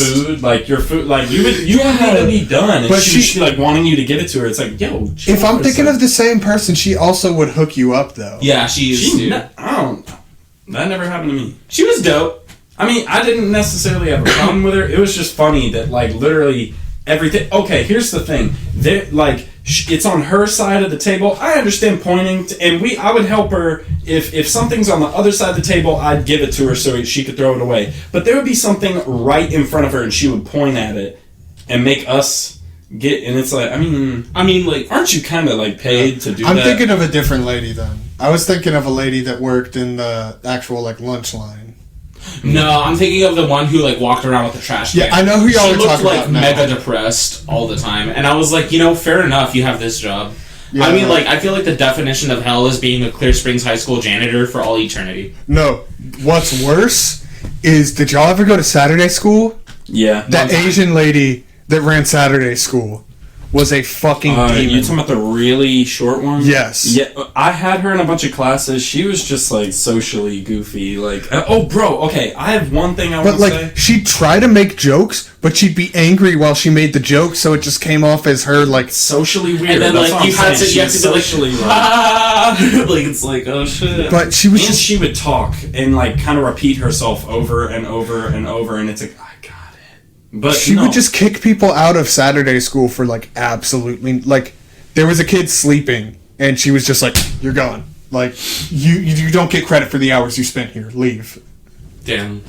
No, what I was gonna say was, there was this one lady. She was super nice, because I was one of those people who always like had a designated like helper who would help a couple kids in the math class, just because math was like Satan for me, and she would help me out. And I swear to God, like, I've been watching like speed runs, like AGDQ or whatever, and like, the woman who does the donations on there, it's her. Like, she is the voiceover woman. Like, but the thing is, I don't remember her name, and I don't know. I delivered a pizza to her once, so she around here. She recognize you? What? Yeah, but literally. I'm gonna try to find like a video with her announcing it, and y'all can listen. Hopefully, y'all recognize her voice, because it is her. Like, it has I don't know who you're talking about, so like. I know, but I'm just saying, like, when I worked at Raising she had like Cane's, short black hair.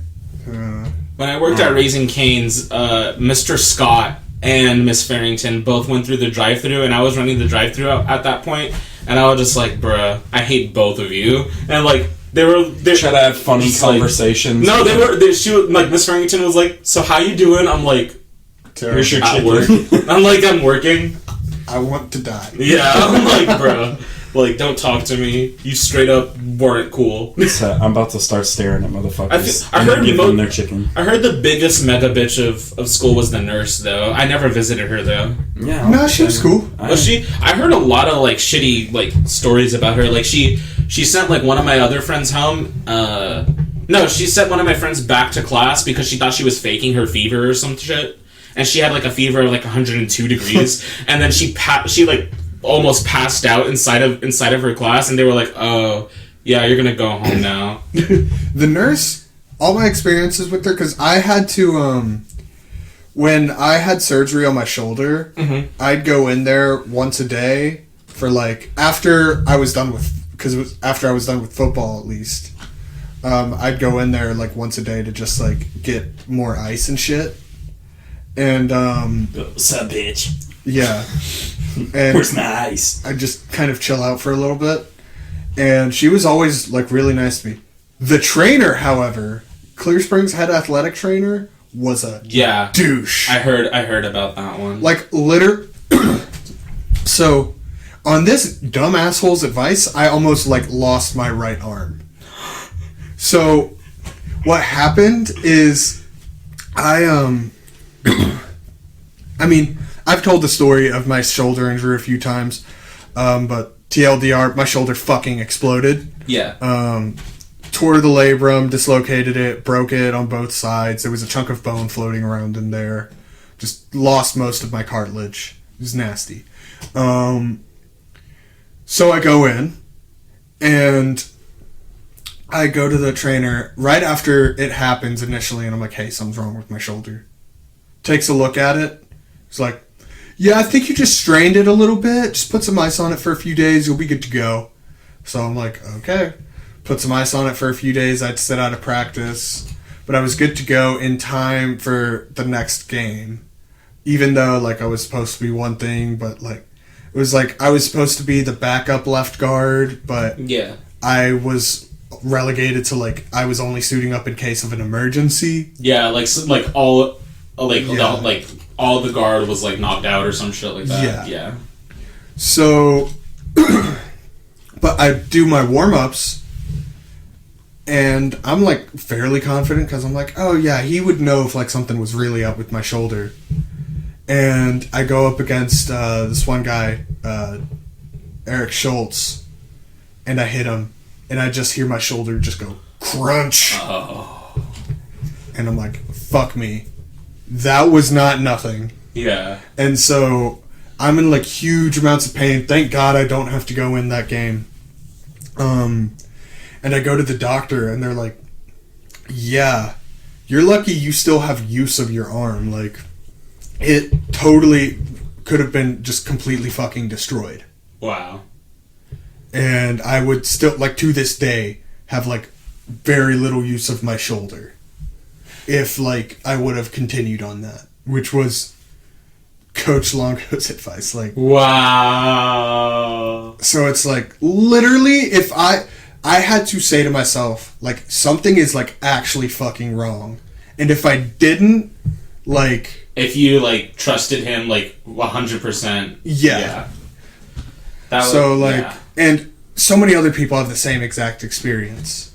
Where it's like, somebody will have, like, an injury go down, and they go to him, and he's like, oh yeah, there's nothing wrong. He's gonna get fucking sued one day. Yeah. And then, like... They really notice something's wrong, and they go in and something huge is wrong.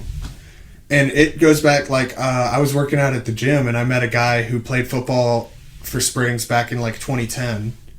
And, like, I think he was the one that brought it up about how much he hated Coach Longo because, like, the dude would just tell everyone that something was, like, it's like, oh, yeah, it's kind of bruised. Oh, it's kind of strained or sprained.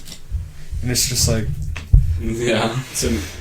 Like, I don't know, a whole shattered arm doesn't feel like a bruise. Like, yeah, like, you could go in, like, your neck just fucking broken in half, and he'd be like, oh, I got a little dingy. Yeah, put some ice on it, you'll be good to go in a week. I heard the color guard director was a piece of shit, because he made, like, my friend Emily Thibodeau cry one time. He was this really sassy gay dude, and he just, like, he would go from, like, really flamboyant, and then, like, one of the color guard girls would mess up, and he just, like, completely shut down and just, like, you fucking, like, just, like, yell, like, right at them, and they just, like, cry and shit. See, those are the type of people that I think just live to be angry. Yeah. Like, they have some just emotions that are very unresolved. Yeah, like, there are people, I mean, just like there are people that live to be offended, like, your typical Karen or whatever you want to say. Like, can I speak to them? Like, there are people that just live to be angry. Like, that is what they look forward to, is an opportunity to be angry.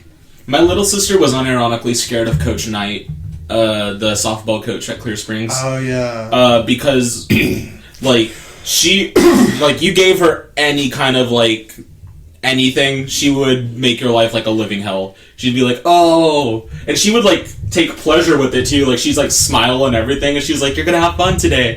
And my sister like vividly remembers like running the track like for like 4 miles, and then running bleachers and doing for like a whole like class period, and then after school and like after practice, she'd have to do like a bunch of shit if Coach Knight deemed it worthy of like her grade is not looking good, time to torture her. Like, well, that's every football coach at Springs, because like, well, she took like I feel like she took like legit like pleasure out of it. Yeah, like she was like nice.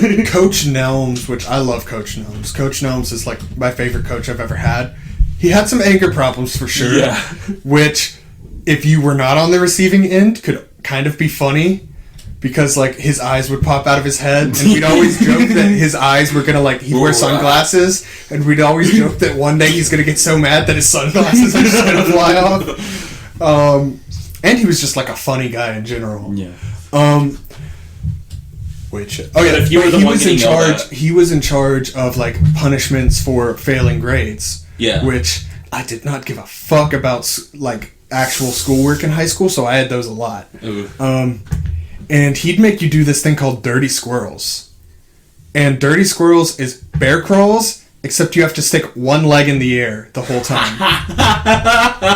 So it's bear crawls, it's one-legged bear crawls. And you'd have to do a full football field, including end zone, so 120 yards, for every failing grade. And that's not like every failing, like, every class, that's every paper you failed. That's what Coach Knight did that, but with miles and bleachers. Yeah, because the girls like ran a lot in softball, so she's like, perfect. Yeah, there You're was gonna also run now. In middle school there was Panther Links, which was because Victory Lakes Panthers, but Panther Links wasn't an actual thing. It was just the coach would sit there and just decide how to torture you while you were doing it. Yeah, just be like, all right, run, and I'll tell him to stop. Yeah, exactly. Like, that is exactly what would happen. And football punishments were torturous. Like, especially since a lot of times they do it after practice. So you're already fucking dead from practice that you've been going for like 3 hours, and then they're like, okay, now it's time for like punishing you for not getting good enough grades or for acting up in practice. I remember in middle school, it was 7th grade. And, like, imagine, like, this really... Like, imagine, like, my body type, like, fat as fuck, but, like, times 3. He was one of the linemen, and, like, poor unfortunate soul. Like, he just was not good at school. And my coach just, like, had a field day with him every single day before practice. Did he go to Springs? I don't know. He didn't go to Springs. Okay. He ended up going to Creek, I think. Like, I remember, like he'd make him... full suit, in like middle of the summer too, and then just like, you're not gonna stop until I tell you, and like just like made him run laps in full suit, and then bear crawl full suit, and then snakes the whole fucking shit by himself. Yeah. And if he even started jogging, the coach just started like right up in his ear, even just like, and like I was just like, poor boy. Like, man. Yeah, we had a guy that just was not good, had no business playing, was not good, and I'm not going to say his name, but just was, like, legitimately probably over 400 pounds his freshman year. And one day, Coach Nelm started yelling at him, and he just started fucking crying. Damn. Like, just sat there and cried, and, like, I have never seen Coach Nelms not know what to do. Damn. Except for that moment. Yeah. Because he was just like, is he fucking crying? Yeah. Like, and then that same kid, like 2 years later, his junior year, was talking shit to all the football players, saying that he was going to come and start on varsity. He was going to come back to play football and start on varsity. And he had gained at least 50 pounds, and none of that was in muscle since that incident. Damn. And it's like... How unfortunate. I just felt bad for him. It's like... Well, there's definitely other shit going on in his life that nobody knows about, except him and probably like a few friends or family members. Yeah, and the whole time I was just like, what are you doing, dude? Like, yeah, you're making this harder on yourself. Yeah, you know, like that was the whole thing. Like, there were so many guys that I wanted to like help or like made legitimate efforts to be like make amends and like being assholes to each other, or like some guy who got like bullied and shit like that I'd want to be like, okay, look, I see this guy, I'm gonna reach out, and they'd just be assholes, and like I'd be like, you're making this harder on yourself. Like, I want to be your friend, or at least I don't want to be your enemy. My sister told me whenever Coach Knight would find out, like through like social media or anything, if like one girl was talking shit about another girl on the team or anything like that, that she would not stop like torturing them basically until they literally started crying. She wouldn't stop until they start crying. Yeah, that's something you do to a bully. Yeah, and that's what she would do to them. And she was just like, all right, you're being a piece of shit. You don't do it to someone who's like failing class grades. Yeah. It's like, you can work them out a little bit, but don't like go that hard. It's like, yo. I mean, I don't know Coach Knight, so I'm not going to pass judgment on her, but like... but she wouldn't do it unless there was like evidence for it, but like there are Twitter DMs and shit. Yeah, there are absolutely teachers that are teachers for the sole reason of they having fucking power. Hate kids. Having power, and they want over power kids, over those kids. Miss Rankin. Because they didn't have that power when they were in high school. Or in the rest of their life. Yeah, at all. And so... So you get paid like shit, haha. Which makes you more fucking mad. Well, like, I feel like if I were a teacher, I'd be pretty dope. I mean, like, I'd be a music teacher or an art teacher. Yeah. So at that, I already have like an advantage amongst other teachers. Bro, I would teach world history. Nice. Being a history teacher wouldn't be bad, but I feel like you also have to be a coach. Like, yeah, you can't be a history. Like, that's so right. You can't be a history teacher without being a coach. Yeah. Bro. Nah, I feel like art teacher's the only way I could go. I'd be a dope art teacher, but I know for sure if like I were a music teacher, I'd be better at that because I know how to like.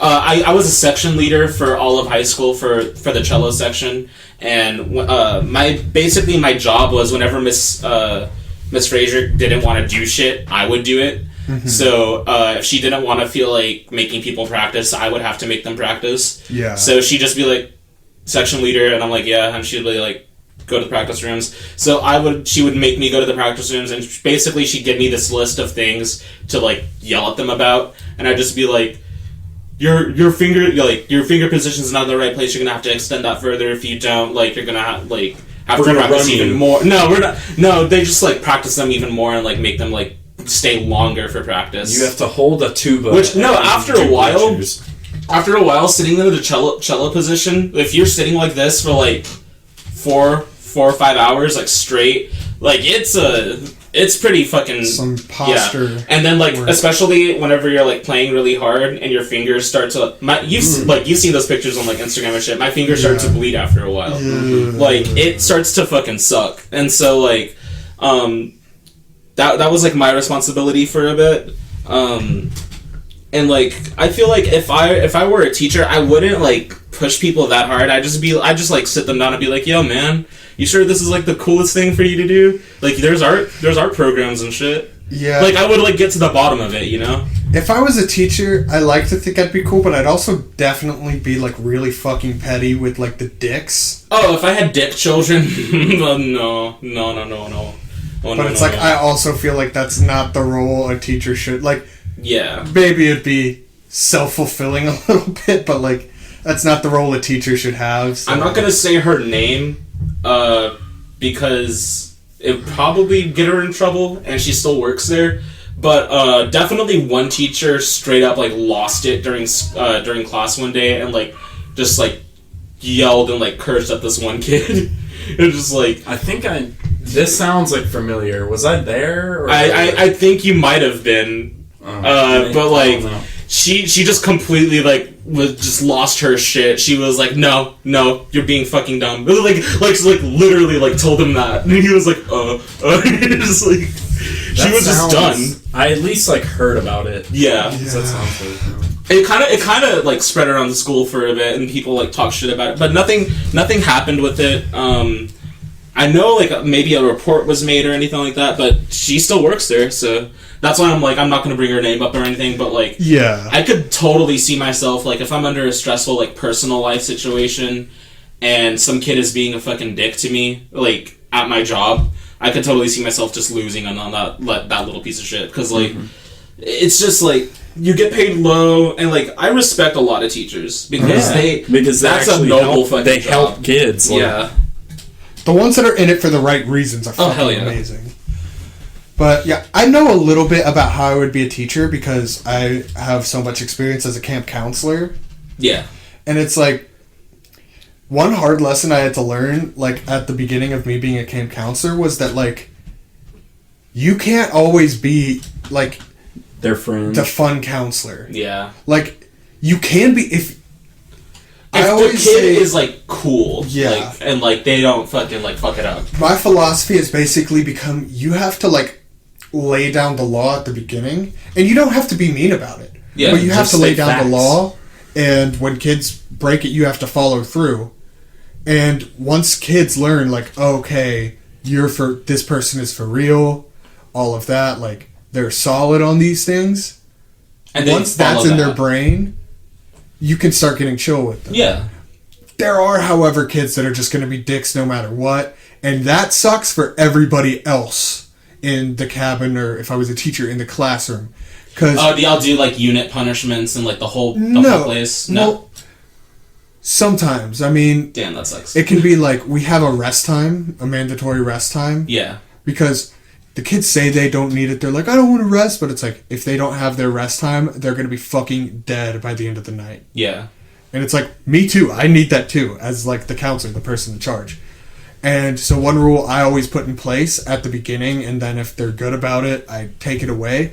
But it's like, every single time, like, I hear you doing shit that you're not supposed to be doing, I'm adding 5 minutes on to rest time.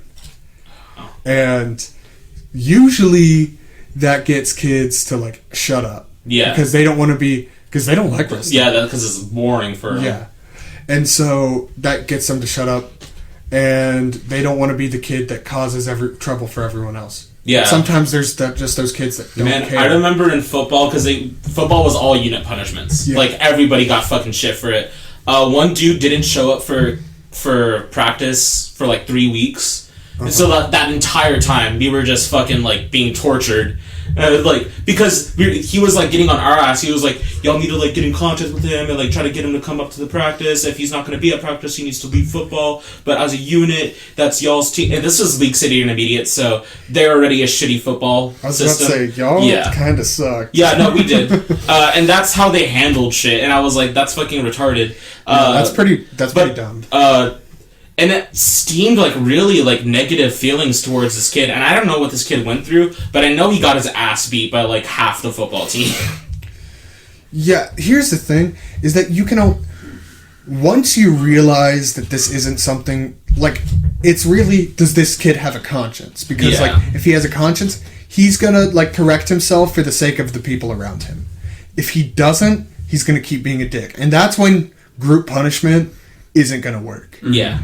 And so, but in the end of the day, I still have to, like, if there's even one bad kid that's, like, a terrible piece of shit, I still have to crack down on rules for the sake of that one kid needing to be put in line. And so that one kid a lot of times can ruin it for the other kids. Yeah.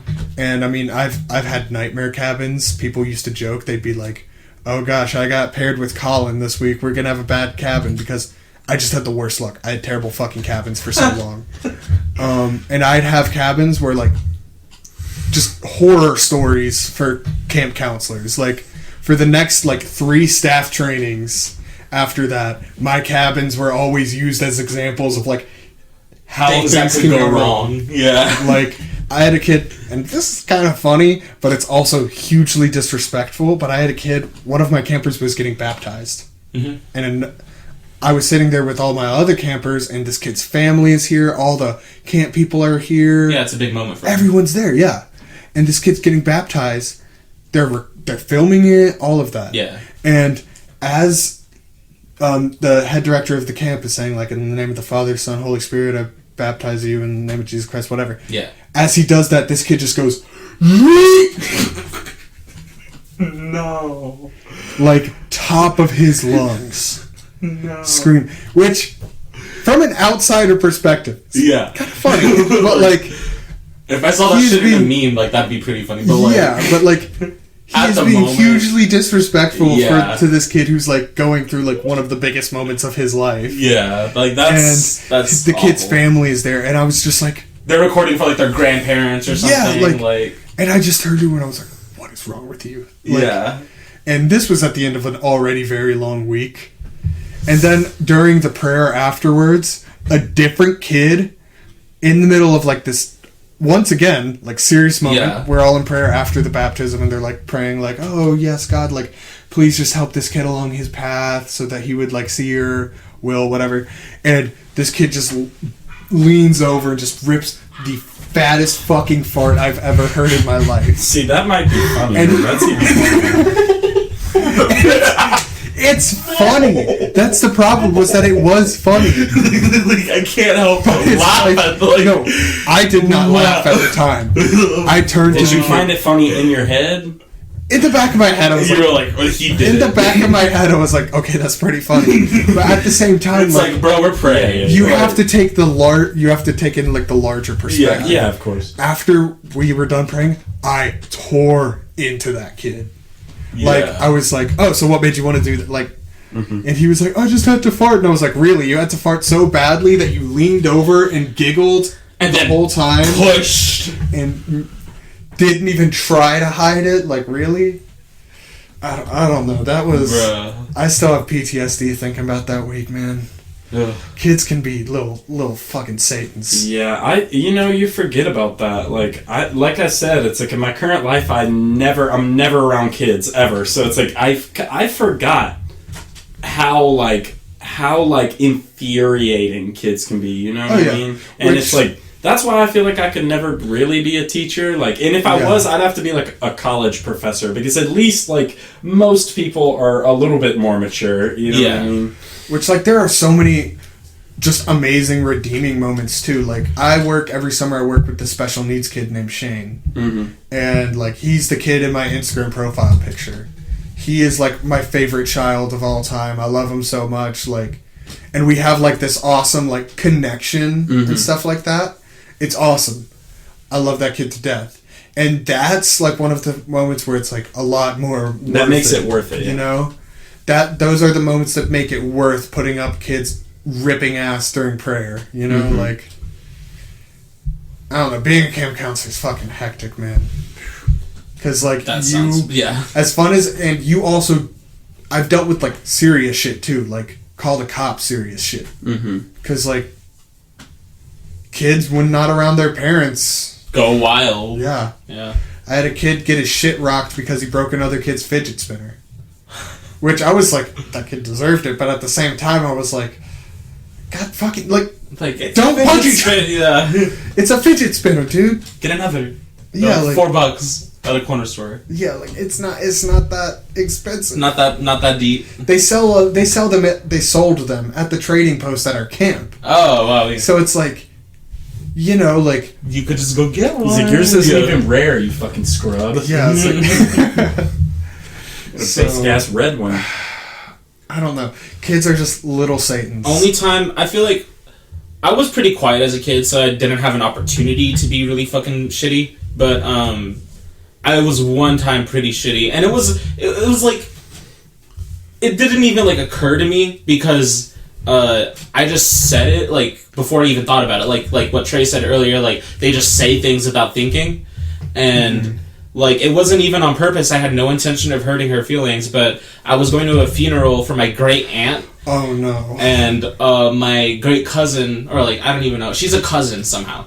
like walked up to my parents and everything, and they were like, yeah, everything's cool. Like, how are you doing? Yeah, everything good with the kids? And then she's like, yeah, it's fine. I feel okay, but mom's just resting now. She's doing fine. And I just like heard resting, and I was like, resting? I thought she was dead. like dead ass, like looking at her. Was that one of those things where as soon as you said it, you were like, oh, fuck. I just thought I was informing people like of the fact of the matter. Like that's what was going through my head. How I was old like, were did you? they forget? I was like 8. Yeah, I once said something really fucked up to my dad when I was like 9 or so. Because my dad... So, a little bit of backstory. My yaya, my papu, they basically not raised, but helped a family that moved to America from Greece. And, like, they helped them set up their roots and stuff like that. And they even helped raise one of their kids. But what happened was... Well, good thing. That family ended up... The dad invented some, like, waste disposing protocol, became a multimillionaire, started, like, taking care of my yaya, my papu, and just really my whole family to some extent. But we would go over there all the time, and he had a really fucking nice house. Like, if you've ever been out, like... You know where the Hilton is in Seabrook? Mm-hmm. You know how across from the bay from the Hilton, there's those huge fucking houses? He lives there? He lives in one of those. Oh, cool. He lives in the biggest one of those. Wow. I think you've actually met their daughter, Emma. It was a while ago. Yeah, I think so. Yeah. Anyways, Emma was like one of my best friends growing up. Mm-hmm. Point of the story, guy's got a nice fucking house. Yeah. And my dad, pretty successful businessman, but we were talking about it, and I was like, man, I wish I had a house as cool. I wish we had a house as cool as George's house. And he was like, well, I'm pretty proud of the house we have. And I was like, yeah, but George just wipes his butt with what you have. Didn't even realize how... Just wipes his butt with what you have. I did not realize how utterly fucked up that is to say to somebody for like I forgot about it. And then like a year later, I remembered it, and I was like, oh my god, I said that. Like, Dad, I'm sorry. Like, bro. Oh, it was like I just said shit. You know? Well, adults can do that same thing too, and I know that for a fact because my mom does that shit all the time. Yeah, I feel like adults, it's usually more like... Yeah, it's less often, for sure. It's less often, but I feel like usually with adults, when they say that kind of shit, it's usually in some way kind of backhanded, you know? Yeah. Like, my mom can be, like, really, like, shady. Like, one time my sister got dreads as her hairstyle and just, like, rocked it for, like, a year. And she went downstairs one day, and my mom just, like, looks at her, and she was just like, do you feel pretty with that hair? And she's just like, what? And she's like, do you feel pretty with that hair? Like, tell me. And she was like, I mean, like, yeah, I like my hair. And she was just like, And that was her response. I was like, Mom, what the fuck? I mean, I'm not even gonna lie. My yaya says shit like that to me because I have long hair and she hates it. Yeah. And so, like, she'll constantly just be like... Because I'll complain because I work Uber Eats and, like, I don't get tipped a lot because people are assholes. And she's like, well, if you looked better, you'd get tips. And I was like, it's always just like... Yeah. Thanks. It's always, like, the older women, like... Well, she's basically stereotypical, strict foreign grandmother. Yeah. She doesn't have the accent, but, like... The culture is there. Yeah. The culture is there. Stereotypical, strict foreign grandmother that's just, like... She's so nice to everybody else. Yeah. And she's nice to me a lot, too, but she'll just, like, say what she But, like, those says. Backhanded, like... Yeah. Especially backhanded compliments kind of hurt the most, honestly. You would be... You know, if you lost weight, your face would look really nice there. Or it's, like, some shit like that. Like, it's just like, oh, fuck. Really had to say that, Grandma. Yeah. Yeah, I don't know. Boomers be, like, bringing up the... Like, I had someone send me a snap the other day, or last night, that said, like... An older person just called them a screenager, and it's like, look, like, we were born into this. Like, I'm not even gonna deny the fact that I'm addicted to my phone. You know what I mean? But I've had like one old woman. The first thing she said to me, like, we're in the grocery market. I'm like with my mom, and she sees her, and she's like, "Hey, how are you doing?" And the first thing she says to me is that, I bet you're addicted to your phone. And it's like, that's the first thing you say to me. Impression. And literally, I didn't say, I was just like, I don't think I said anything to her. I was straight face. I was ready. I was like, you got the whole squad laughing. I was like, yeah, you got the whole. I was like, Mom. Like in my head, it's just kind of like finish talking to her and let's get out of here. Like I'm really not trying to talk over it. Yeah.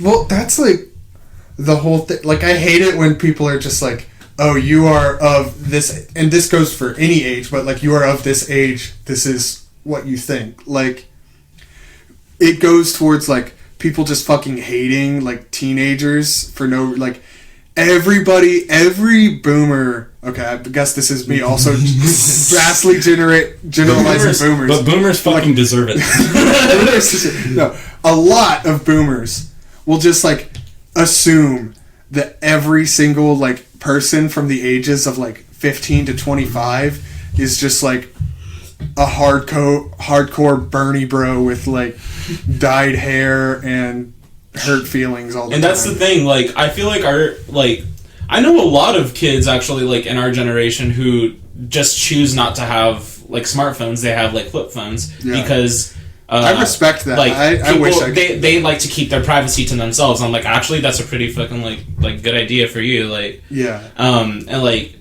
I feel like our generation is really diverse. It's just that we have a very loud minority. Without a doubt. A very vocal minority, but they don't act upon it through like actual things. They just like post about it online. No, you know what's funny is like, you know, you start off as a kid and you have no filter and you kind of say things, and then it's like you grow a little bit older, and like I'm at the point where it's like I definitely think about things before I say them. Like I can count a lot of times during the day where it's like I could have said something, but I was like, I thought about the outcome, wouldn't be the best, so I reword how it's like, I don't just blurt things out. But then it's like you get a little bit older and then you regress. Like the older you get, you start like once you get literally I think it's just caring. on Twitter and Facebook. Well, no, real life, like the way they talk to some younger people, it's like you like. I think that's just think about the things they say. Like, I think that's just certain people. It is. Absolutely. But I think that almost everyone goes out the window when it comes to fucking Twitter and Facebook. Yeah. Like, because I mean, I'm not gonna lie. I say shit on Twitter I would never say in real life. I usually don't call people out specifically. I'll make like jokes, but like I say shit on Twitter all the time. Would never say in real life. Like sometimes it's like out of anger, and then I usually end up deleting it because why the fuck would I tweet? I don't use if I'm gonna. Me and you had that conversation yesterday, like because you were like, I usually just don't post it. I'm like, honestly, bro, that's better. Well, like, I had gotten into just a dumb. It wasn't even. It was an argument, but it wasn't like a mean argument. It was like I don't know. We were arguing, but it was in like. You know, you feel like in order to feel better, you want to just tell people and you want to say something about it, you know. But it's like I was telling Collin, it's like I don't tweet a lot because 99% of the time, if it's like judging someone, I'm guilty of the same exact thing. So it's like I feel like I shouldn't tweet it, or it's like so much to explain in one tweet that if I was to send it in like. Put that much detail, it's like I just seem like a fucking mad, like petty, just like let me just spread out. It's like fuck it, like just let it go. Honestly, like whenever it comes to me and how I deal with people who I don't like or something like that, like, and it's really crazy because a lot of people who I fucking despise end up becoming my friends because I like to smash things out in person that's or how just face-to-face is always better. I started most of my friendships actively hating that other person. Yeah, like Trey is one of the few exceptions. I've always just been chill. We were like slow but sure, so it's like, but like I would say half of my friendships, like. Started with me just like actively hating the other person, and then eventually like for whatever reason I have to talk to them, and it's like we hash things out and we're fine. No, that's why like I like apologize. I like squashing beef. It's like even me too. It's not causing like unnecessary stress. Well, it just feels better to have that off your plate. You know, it's like even if it's like a small little squabble, and then you kind of like you go your separate ways. It's like I'll text them and just be like, hey. I'm sorry, like, I don't want any not any problems, but it's like just let's be cool, like let's forget about it and move on. And it's like that always feels amazing, you know what I mean? Yeah. And like if I have to, like if I can't get a hold of them like in person or something, if I have to use like the internet, I don't post about it and at them like in public or shit like that. Like I hate when people do that. Like I will DM you, I will message you directly, and we can have a private conversation. Well, that's how I face to face is always better. Because if you send things over text, and I'm sorry, it can get lost in translation. It can get lost in translation, and it gives them a long time to think about the reply, and they might. It's like whereas face to face, it's more immediate. You know what I mean? And like that's how you feel. Yeah, exactly. Yeah. No, I had a situation recently where I was kind of drunk on New Year's. And did you see it? No, I can relate though. Oh, I was kind of drunk on New Year's, and my old football coach, Coach Kane, tweeted out like this picture that was about like a story. It's the two wolves thing. It's like there are two wolves inside of you. One is this. One is this. Like it is up to you or whatever. Like basically that. And I'm drunk. And I remember this meme that says, there are two wolves inside of you. One is gay. The other is also gay. You're gay. You're gay. And so, drunk me decides to quote Coach Kane's tweet and say that. And I like everybody was like, Collin, what the fuck are you doing? And I was like, what? And they were like, you just called Coach Kane gay. And I was like, no, I didn't. It's a meme, bro. It's a meme. And then I look at it the next morning when I'm like sober, and I was like, oh fuck, that really looks like I just called him gay. And he ended up blocking me on Twitter. And it's like I kept on trying to get in contact with him, like, because Coach, he's legitimately one of the most influential teachers I've had in my life. Like, I always had like a really good relationship with Coach Kane. Yeah. And so I felt like absolute shit, but like, I couldn't find a way to like apologize to him. It's like he has a Facebook page. But, like, he hasn't used it since, like, 2017. Wow. But, like, I sent out, like, this long message to his Facebook because I was just like, I don't know what else to do. Make like, another account and be like, yo, I had to make another account to reach you, brother. Yeah. I mean, it's worth it. Yeah, it's better than nothing. But it's like, I felt so fucking bad. Like, being drunk, honestly... I was fucked up, my brother. Yeah. Being drunk either makes it a really good time or, like, you're gonna say some shit and regret it. Usually when I'm drunk, I just like text everyone I know and tell them how much I love them. Bro, if you get drunk with me, I will be like, bro, I fucking appreciate you. I'm a really Sunday night. I'm a really fun drunk, but like I get fucking every time. If I have like sharp objects around me, I fucking injure myself. Like this right here. I was trying to get ribs 2 years ago on New Year's Eve, and my friends were like, "Tony has a knife," and I'm like, "I'm just getting ribs." Why did I cut myself? I was fucking like 25 shots in. I was like, wait. No, and they trusted me to get my fucking like own food. Oh my gosh. Yeah, I was like, bro. And I didn't remember it. I was like, did I seriously do that? And they're like, yeah. It was really like, I was like, man. I hate cuts. No. I hate cuts. You know what? And I didn't even feel it. That was the crazy part. They're like, he keeps doing it. When it happens isn't the bad part. It's like 30 minutes after it happens. Yeah. Cutting yourself? Yeah. Like, I still have a scar on my finger from this. You probably can't really see it, but it's like a little white space right here. But I got really mad because somebody who will not be named, but was acting very fucking stupid, spilled a Dr. Pepper can all over my Xbox. So wow. On accident. Yeah. But like still as an Xbox. I was fucking infuriated. So I grabbed the Dr. Pepper can and go to throw it at him, and I accidentally throw it with my finger inside of the tab, and it just cuts down to the bone. Things are getting worse. I don't even notice Because, like, a finger, it's not that far to the bone. So, like, Yeah. I'm just fucking enraged, and all of a sudden, like, my finger feels kind of wet, and I'm just like, what the fuck? And I look down, and it's just blood all the way down my hand. I'm like, oh, fuck. Like, Oh my gosh. and Wow. that healing up, because I didn't go to the hospital because I was like, I'm not going to get a fucking stitch for this. And it healed up, I mean, pretty good. You could still see the scar, but it's like, That's cool. I it love hurt scars. like a bitch. And like, it honestly is that area is very uncomfortable right now just talking about it. Like, Yeah. it hurt like a bitch while it was recovering. Especially on your hand. There are so many You have more to like touch touch shit every receptors. But there are more pain receptors on your hand. Yeah. Because your hands are so much more sensitive than everything else. And and you use them to feel things out. Specifically the tips of your feet right here. Like, I could not think of a worse place to get like a deep ass cut. Bro.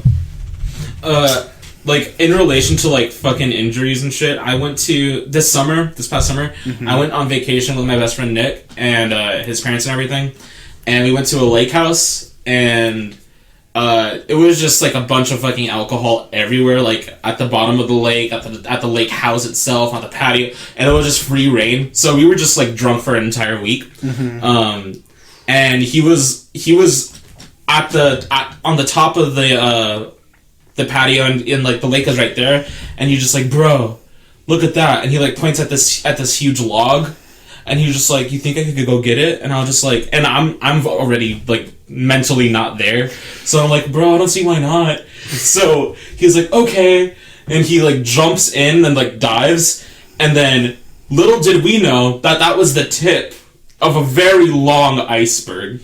So he dives in, and below the lake is just this giant fucking tree trunk, and he just hits his head right on there.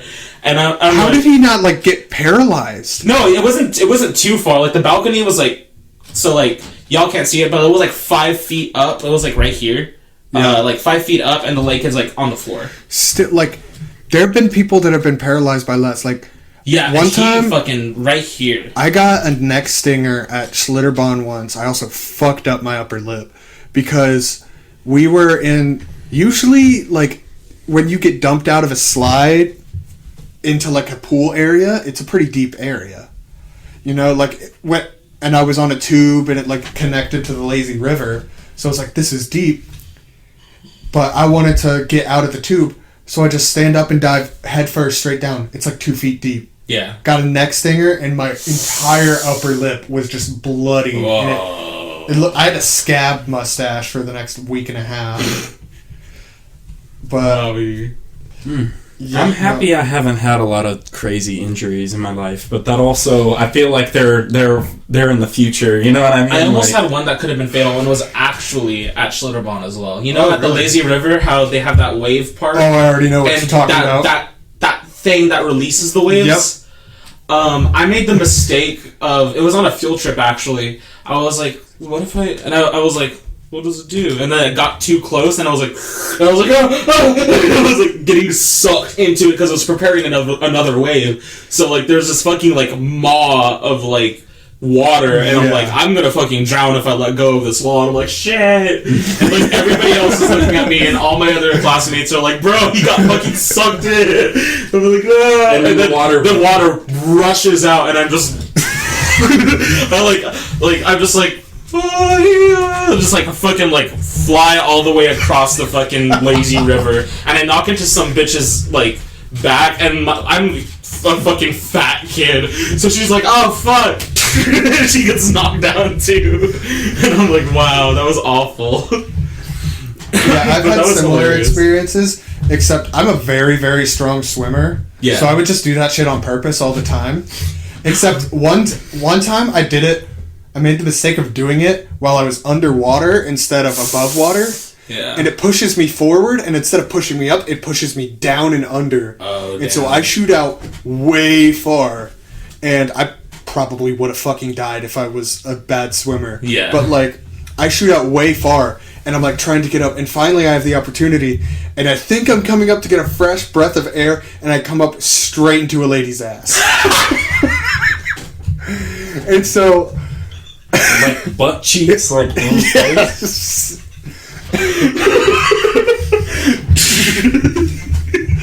And so I have to like regroup. I still haven't taken a breath yet. I have to like process, regroup, and like swim a little bit to the left and go up. Wow. She didn't say anything, or like... I'm sure she did. I was too busy fucking breathing for the first time in a minute. And that's how Collin dies. He got his face sat on. No other way I'd want to go out. No, that was... Oh, gosh. I've had some bad experiences with, like, water and shit. Like, one time I was at a beach, and I was on, like, a little float, and I wasn't paying attention, and all of a sudden, I'm, like, 200 yards offshore. I'm like, well, what the fuck do I do? And luckily, my dad is, like... He was, like, an area record holder swimmer as a kid, and was, like, still, like, a very... Like, swam in high school, and, like, I think, like, recreationally in college. And he was able to swim all the way out there and pull me back in. But it was like... I was just having nightmares of fucking floating out to sea. Mm-hmm. Wow. Because, I mean, I was. Yeah. I don't know. As a kid, and that's... Having it actually happen to you is, like, very scary. But as a kid, I used to be like, bro, I just need this raft. Like, I could go to another, like, island or some shit. Yeah. I always thought about it. It's like, bro, if you just had, like, a big-ass, like, raft and just... Started float. sailing. Yeah, you just sail. Logically, like, I knew that, like, even if I drifted off, I would probably be found by somebody. Because, like, I mean, it's Galveston. Yeah. There's a bunch of, like, plants out there and everything, so they'll probably spot you, too. Well, it's not even the plants. It's, like, you go a few hundred yards offshore, there's boats everywhere, like, tourist boats and stuff. So it's, like, I knew that, like... Even if you did get out there, like, I would have been find found, But it was still terrifying. Yeah. But we've been doing this for a while now. Yeah. But so I do want to get back to one story that you were going to tell at the beginning of when we started back. Oh yeah, I forgot about that. Yeah. So before Going back to solicitors, way back. I'm not. I put the segue in there. I was waiting for you to take it. I feel like this is like last story, if not one of the last. But my dad likes to fuck with people a lot, and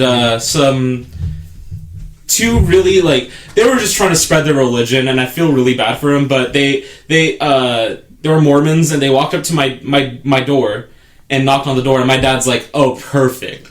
Like, this is the time. I can wait. He finds, like, our old cast for his foot and, like, puts it on really quick, and they're, like, at the door, and they're like, okay. And then he starts walking, and he's, like, limping towards the door, and he opens the door, and they're like, hi, sir, how can we help you? Like, hi, sir, like, have you heard of, like, Jesus, and, like, shit like that, like, the regular spiel, and he's just like, and, like, he just starts talking like that, and they're like, oh, sir, is it fine, like, is this, like, a good time for you right now? He's just like, I don't.